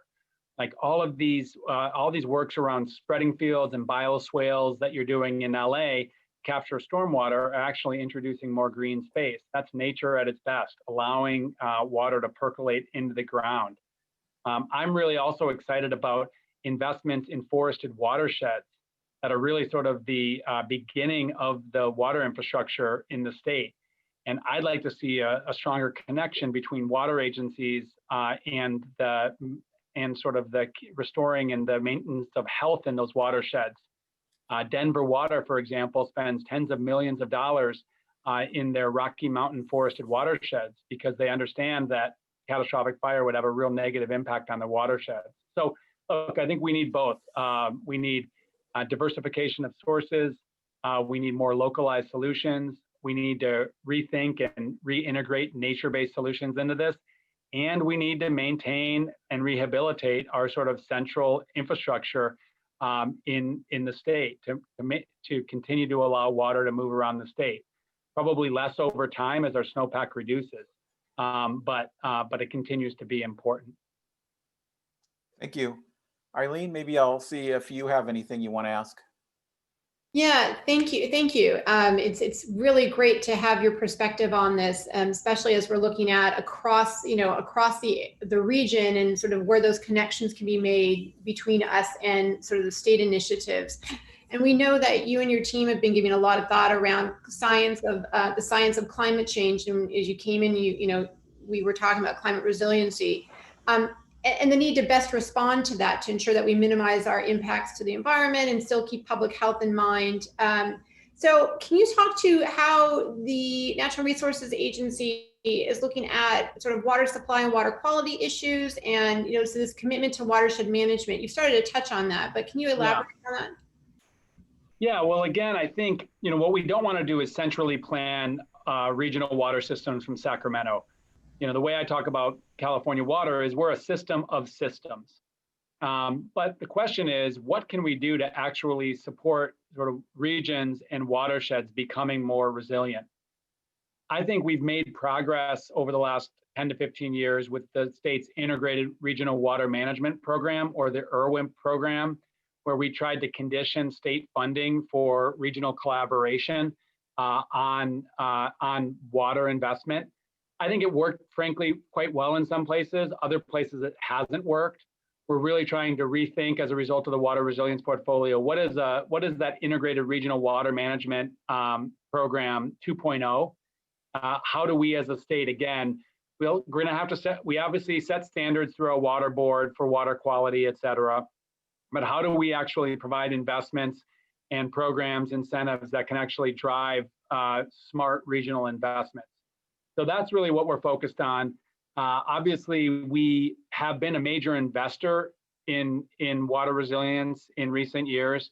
We find ourselves, given the global pandemic, in a place that we've had to put off that water resilience bond. It was less than a year ago that we recommended about $5 billion from the Newsom administration in a bond that would go to water resilience. So we clearly prioritize it, and we need to get back, obviously, to more investment as the economy and our fiscal health allows. But we're really excited. I think that the thing I would say, lastly, in response to your question, is help us understand how we can be supporting you all better. I'm 13 floors up right now in a big bureaucratic building in Sacramento. I'm not on the ground delivering projects. And so what I want to understand is, how can the state do a better job supporting you all, whether you're a grassroots watershed management group trying to get projects up in your community, or whether you're a big 300-pound gorilla like Metropolitan. I'm just getting Jeff to look up and look at me. Just kidding. But I mean, LADWP, LA SAN, you guys are really sophisticated. And so it's our hope, again, and I'm not being obsequious. We truly believe on this, including the governor, that you guys have really set ambitious goals in LA and are making progress. And we need to figure out how we can support that. Obviously, resources are a big thing that we can provide, but what else can we do? Because if we help you meet Mayor Garcetti's goal and the LA County's sustainability goals and Metropolitan's diversification goals and LA Sands goals, again, ultimately we'll demonstrate that one of the largest, megapolises in the Northern Hemisphere has actually largely shifted to really deep water sustainability. And that's frankly very exciting. So I want to also open it up to the panelists because we're kind of getting into this more of a dialogue. So is there a point or a question? Enrique, it looks like Yeah, I want to, first of all, thank Secretary Crowfoot for joining us. Thank you and your words. For sure, just the inspirational aspect of what you have been doing already is of great help to us. You made me think of sort of thinking of green infrastructure sort of in two different terms. There's the natural green infrastructure, and then there's the human-made green infrastructure. And when I hear green infrastructure, somehow I instinctively think of only human-made infrastructure as opposed to the natural. And then Marty brought back some memories in terms of sort of the poetic, romantic aspect of our work, the Zanjeros, going back to a time in which, not the first inhabitants, but certainly the first pobladores in LA. And then prior to that, the Native Americans who lived here, however, they made their natural green infrastructure to work for them. We're excited about the restoration of MacArthur Lake for many reasons. But one of them is that it used to be a natural spring, Secretary, a natural spring from which the Pueblo would drink water from, the cattle would drink water from, and yes, some irrigation. That's natural green infrastructure. So now through the support from the county on Measure W, we're going to be able to restore some of that. It's the romance in our work. At least I find it romantic. Well, that's why you're in water, because that gets you excited. No, look, I think that's incredible. And we need to, we spend a lot of time, frankly, learning from our tribal partners, for example, and we were with the governor on a call with our tribal nations in the far north, and there's a ton to learn, and we can restore, the environment, one in partnership with tribes, but in ways that really inspire us, where we really going back. I'll tell you on another example that I've been inspired by is the Equipo Verde team from the I think the TPL, Trust for Public Land, and reclaiming these alleys in parts of South LA to both create green space for the community in park poor areas, but then also do reduce flooding impacts. Yeah. There's all of this really cool stuff that we can do. I think your big challenge in LA, if I can editorialize, is how to take that Measure W funding, I think over $300 million a year, and help it be more than the sum of its parts. Like, there are compliance issues, obviously, in your 88 cities in the county, and that $300 million gets sucked up really easily, but that's a lot of money. How do you make sure that that funding gets spent in ways that, with these multiple benefits, that really kind of remakes communities? Obviously, you're a big place, so $300 million is not a lot. Mark, you can remind me, the county budget in LA is something crazy. Our department budget is $2.7 billion, and the county's is $36 billion. So hard to understand. So $300 million doesn't sound like a whole lot, but on stormwater, we know it is. And so I'm just excited you working with your community-based partners, certainly including the council, on really figuring out imaginative ways, to Enrique's point, to really enliven and engage people around what can get done in a big urban area like LA.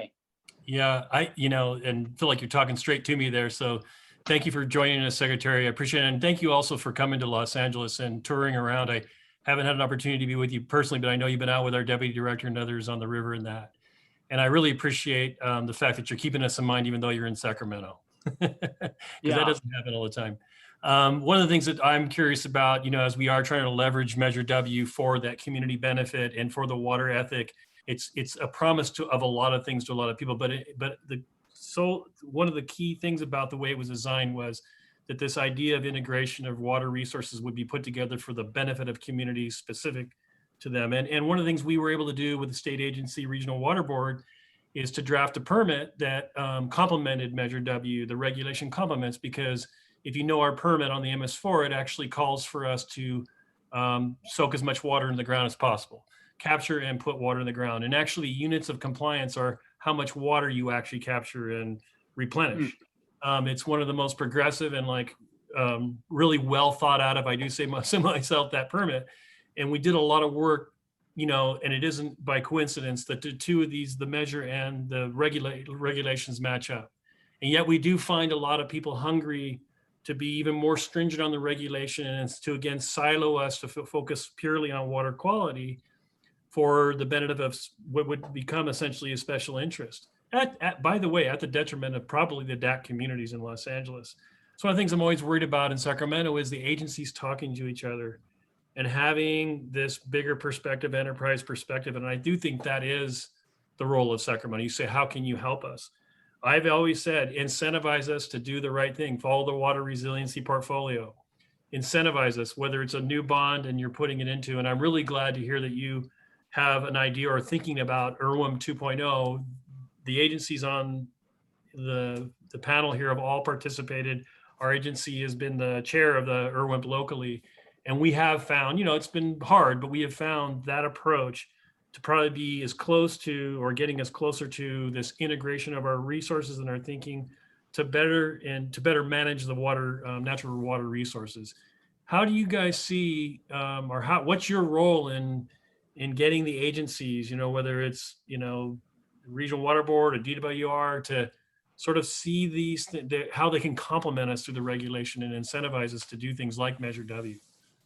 Yeah, it's a great question. I mean, look, state government is no different than county or city government, which is, there are divisions of labor between the departments, different regulatory bodies, for example, and they become silos.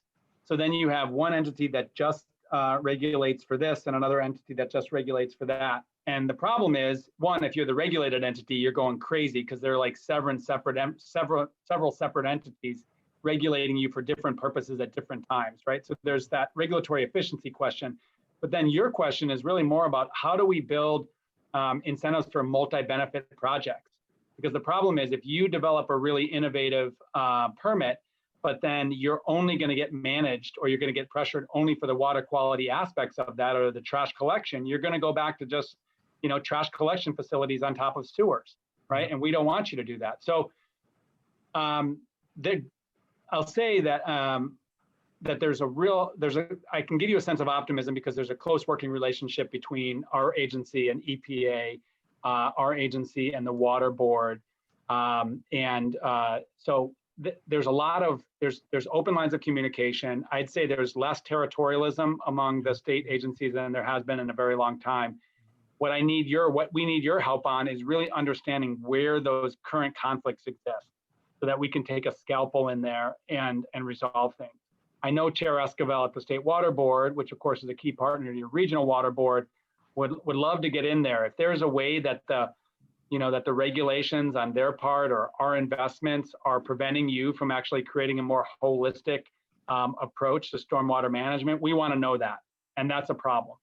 So I would just say, identify again, exactly where that's happening, and then we can roll up sleeves and use our political authority to help you problem solve. Very good. Thank you. I had a question maybe for both Secretary Crowfoot and maybe one or two of the other panel members. And it comes from a question from the audience. And that is, I'll just set up the question and then ask it. We're talking about transforming our region, our communities, our state into this vision. And that certainly takes a lot of investment and a lot of collaboration and coordination amongst agencies. How do you see an educational or even an advocacy component to what we're trying to do here to reach people and maybe reach younger people that are going to have an interest in continuing to invest over time?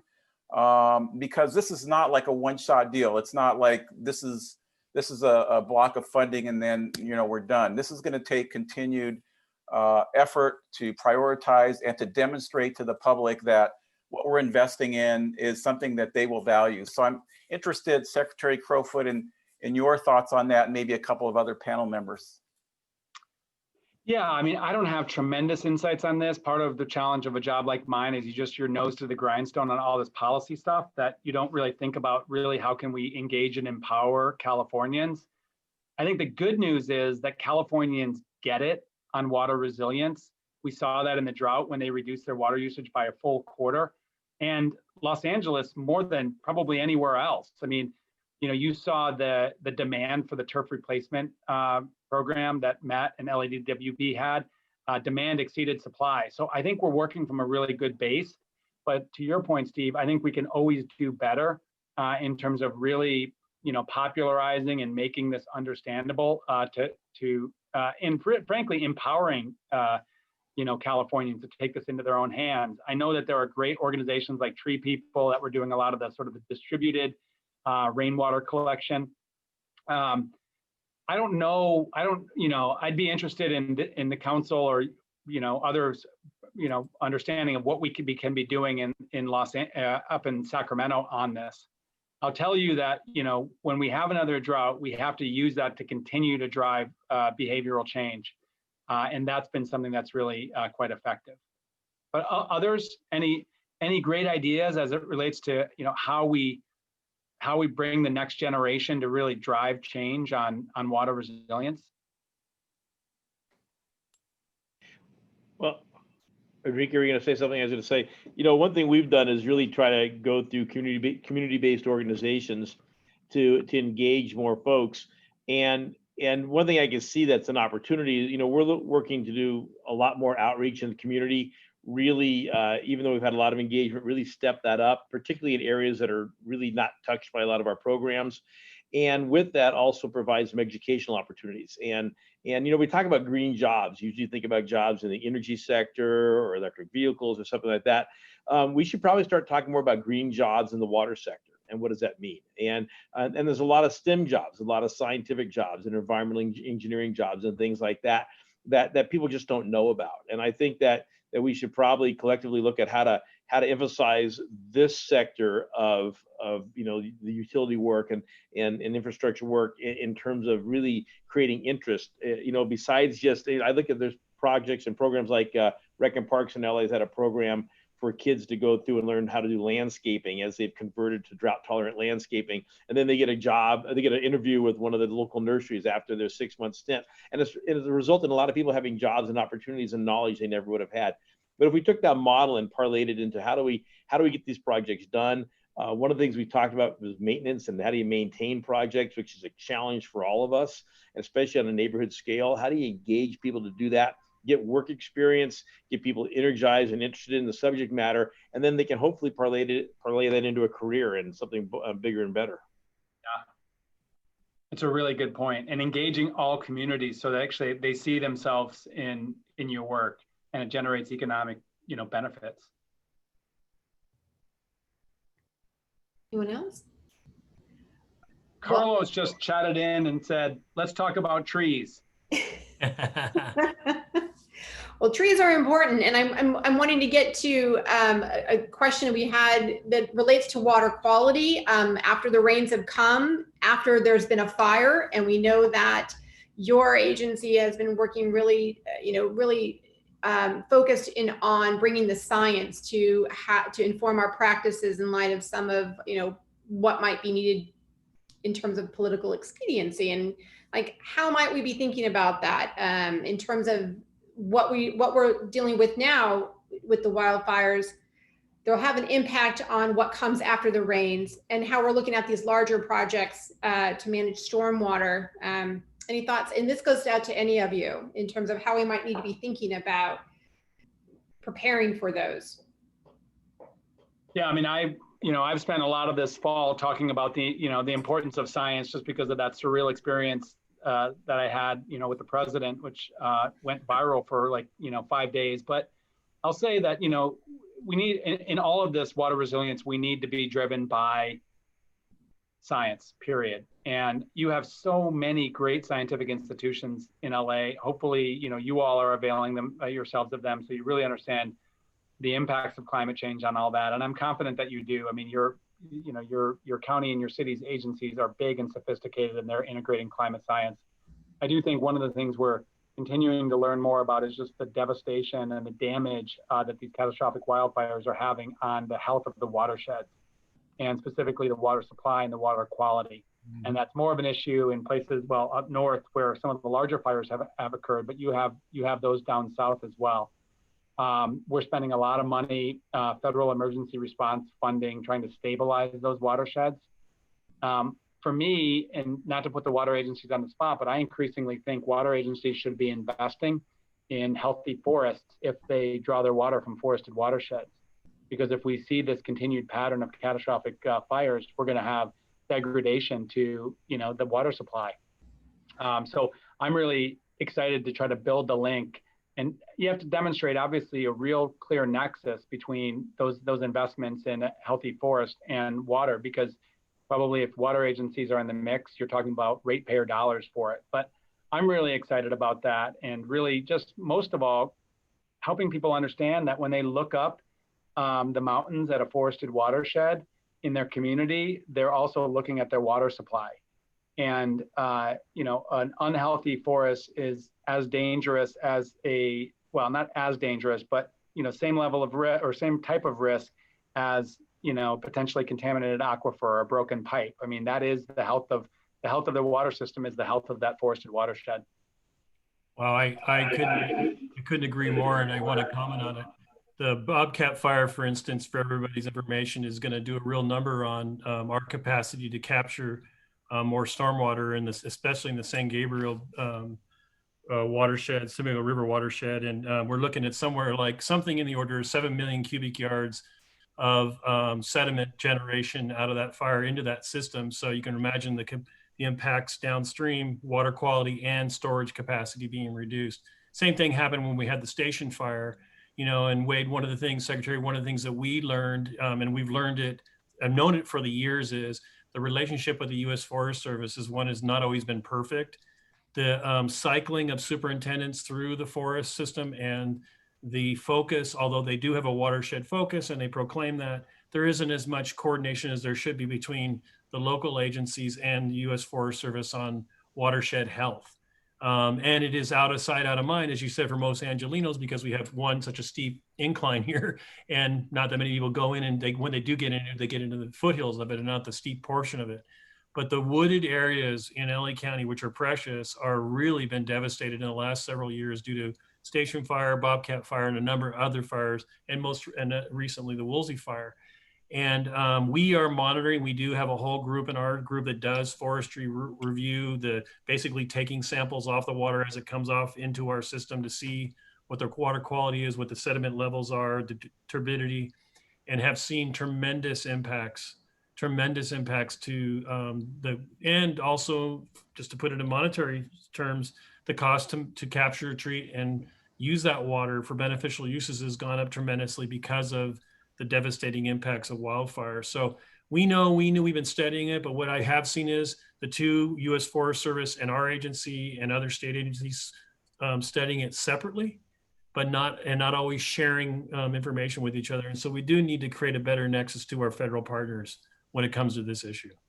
I agree. And, we can be helpful in this. We signed an MOU this year with the U.S. Forest Service, specifically focused on more collaborative, integrated forest management. And one of the things we stressed was integrating local governments in that too. So, Mark, that'd be just an area to follow up on in coming months. I think that could be an area of real potential progress. Great.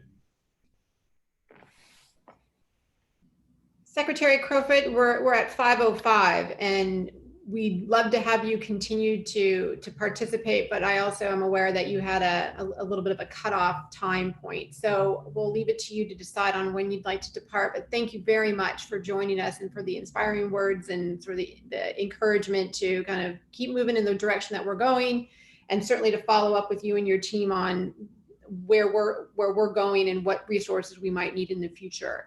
Yeah. Well, I do have to run to a 5 o'clock, so I'm going to jump off. But I just want to say, look, I want to participate in as much as of these types of events in Los Angeles, because I'm really excited by the leadership that you have down there, folks that are on the panel, your elected leadership that totally gets it, and importantly, all the community-based organizations. So I just think, it's not about, convincing you all of the challenge. It's not even about identifying the solutions. You know the problem, and you've got many of the solutions, and I'm just looking forward to helping you realize those solutions where we sit in Sacramento. So we certainly have other symposia in the pipeline, lots of topics that fit along with what you're working on. So the invitations will follow for you and your team to join us later on. And hopefully in person, God Yeah. willing. Hopefully in person. Yeah. All right, Thank take you. care. Thanks. Thank you. Thank you very much, Secretary. So we have just a few more minutes, and we've got a slew of questions in the queue here. And so, but I wanted just to kind of regroup and kind of come back to where we were talking about climate resiliency and all the multi-benefit projects, the multi-agency collaboration and coordination. And I'll look for these questions now because I haven't had a chance to pull a couple of them out. I just want to ask all of you, what's the greatest challenge for you in terms of this coordination, this collaboration that's been happening? There's certainly some success, but what is helpful for us as nonprofits, as community-based organizations to know in terms of when we're wanting to look and collaborate, what do we need to be aware of? We've had success collaborating with all of you. There are others that are starting to get into this field and do more of these projects. What do we need to be keeping them apprised of? What are the challenges? Well, let me offer comments on this first.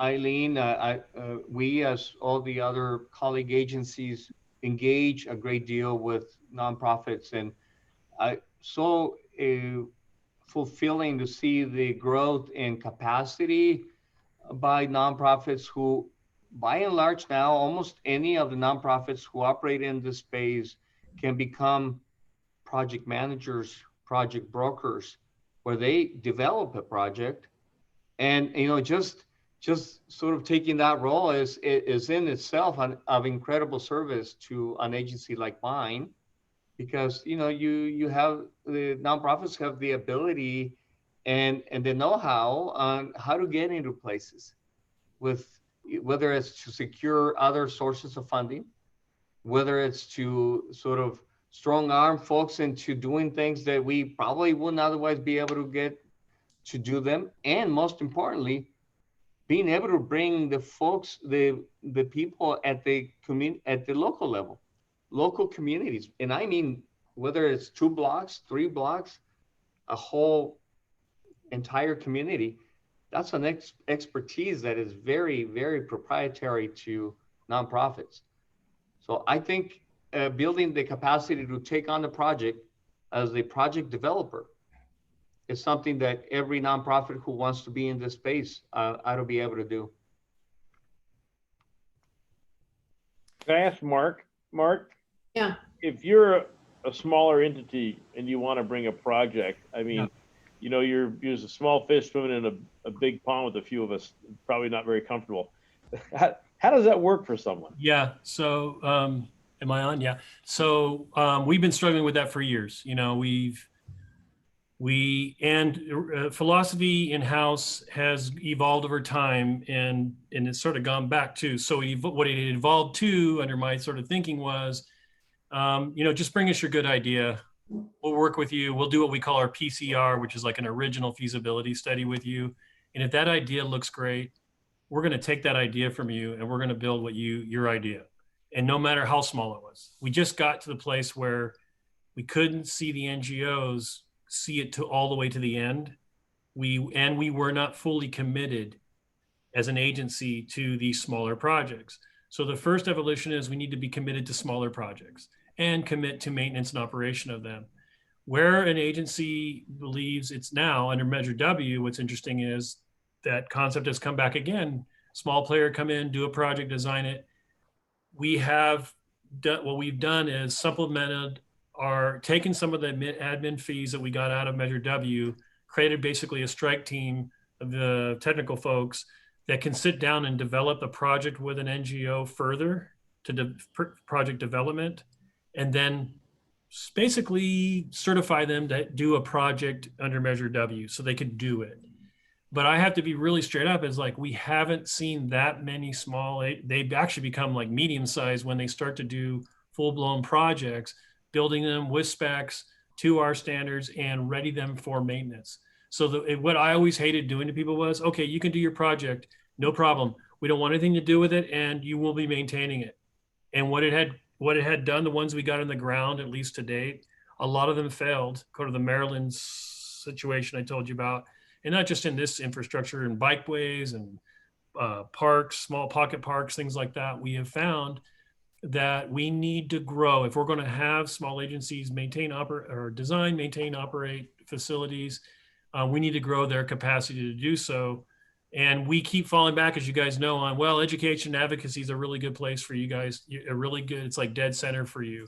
But I know there's a lot of practitioners that want to come in. So my answer right now, we're again trying to stand up a technical resource, primarily for DAC communities that have some, lack of capacity to do that. Bring in a nonprofit that wants to represent them. Let us work together with them to design and do the project. But I want to it's really good that you can hear, all of the folks on the phone can hear this. I really do see our agency as maintaining facilities, as being a maintenance body, and change the culture in-house so that we would maintain smaller things. Because I do think, as a practitioner now for 30-something years, maintenance needs to become systemic. It has to be long-term, and it can't be something where you're here today and gone tomorrow. It just doesn't work. And our agency was perpetuating that by encouraging people to do projects with the caveat that they had to maintain it. We've taken that caveat out and said, if it's a good idea and you want to build it, we'll maintain it. That's where we're headed as a regional entity. Mark, that's great to hear. And I know a number of the communities are going to be, encouraged to kind of think now about those projects. And so the question comes up on sort of these nature-based solutions, right? They take a different type of effort to maintain. Yes. And often when you have community investment in the very beginning of those projects, through that process, and all the way through the end. And a good example of that is Trust for Public Lands Green Alley projects, where they've involved the community all the way through.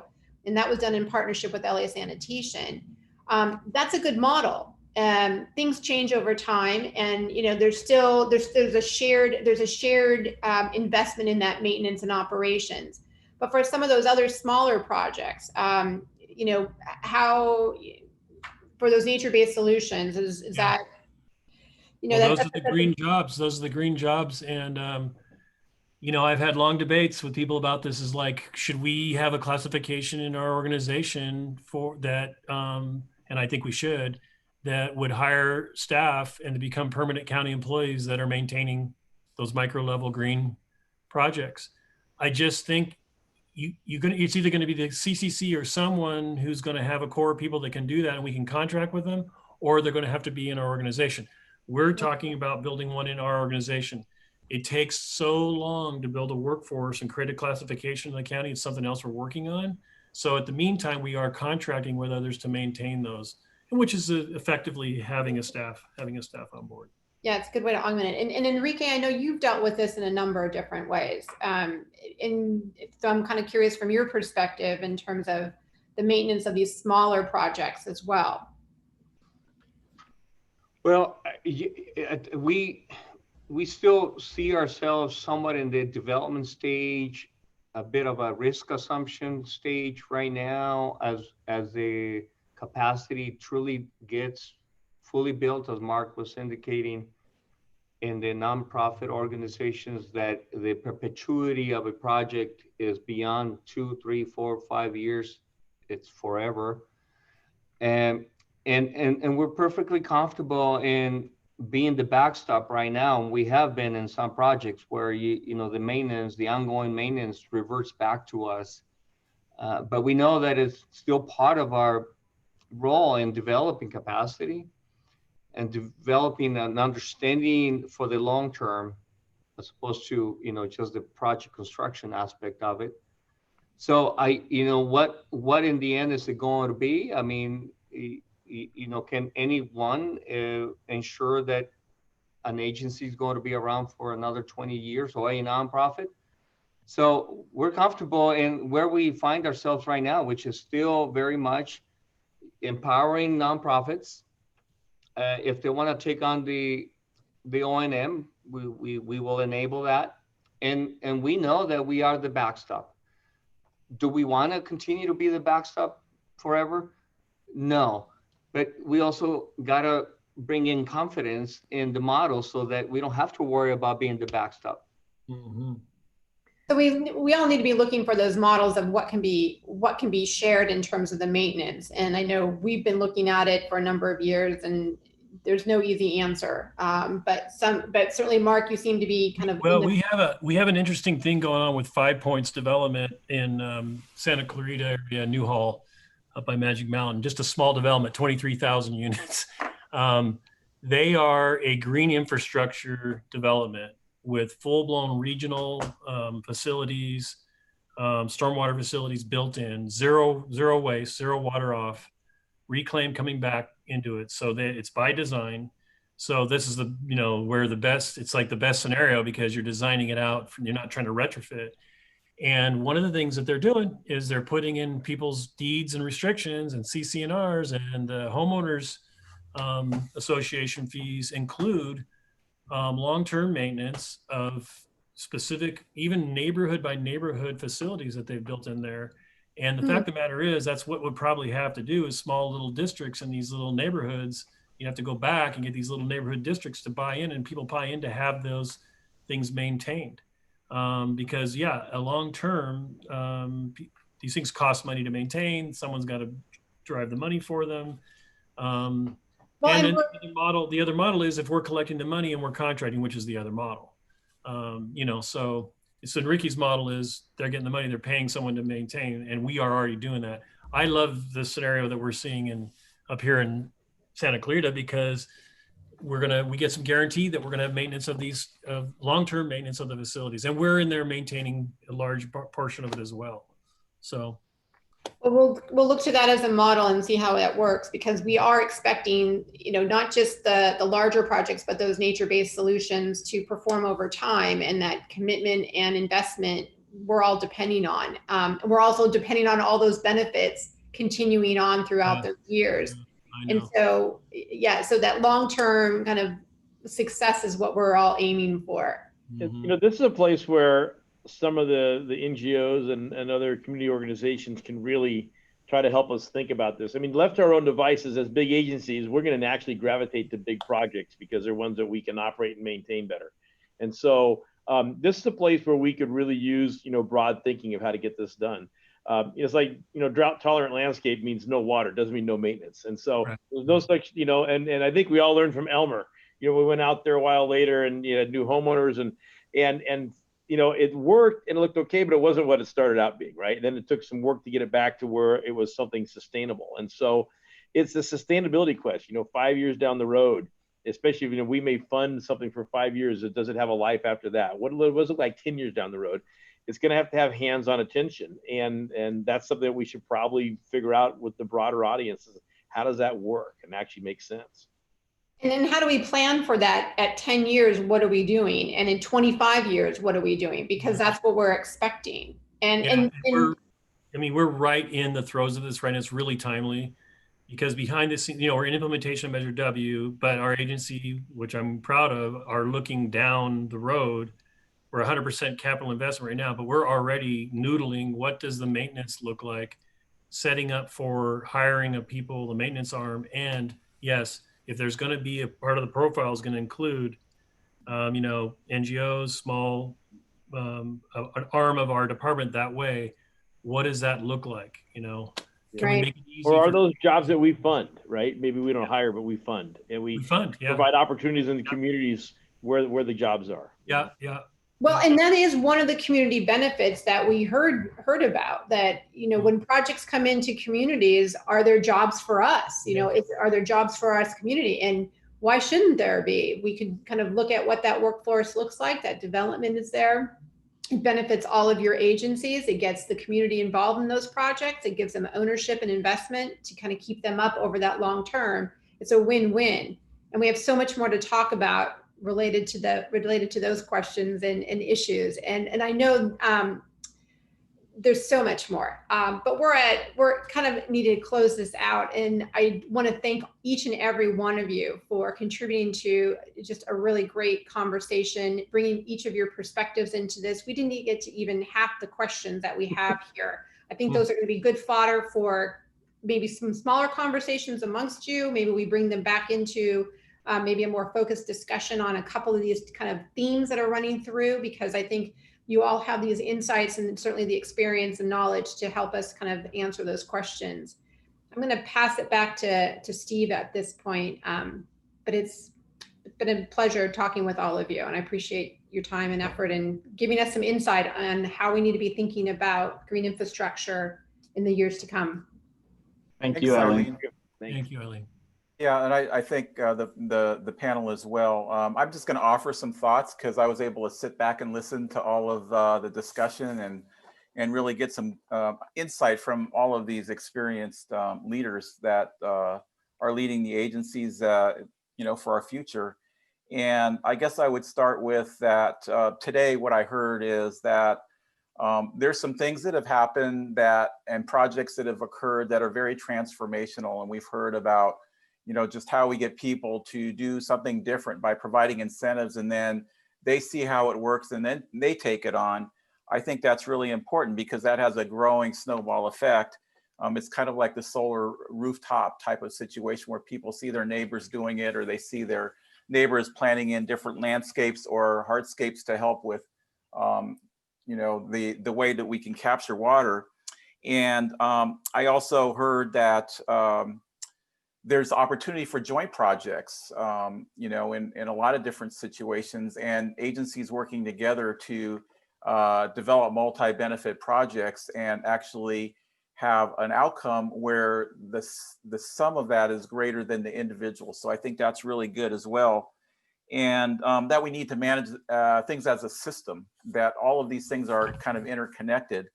And when you step back from this session where we talk about how these agencies work together and how do we see things moving into the future, going back to the first session, we started with how do we approach green infrastructure and how do we measure success? What means do we have to measure success? And then in the second session, we talked about communities and making sure that the projects and programs that we're pursuing are connected with the communities.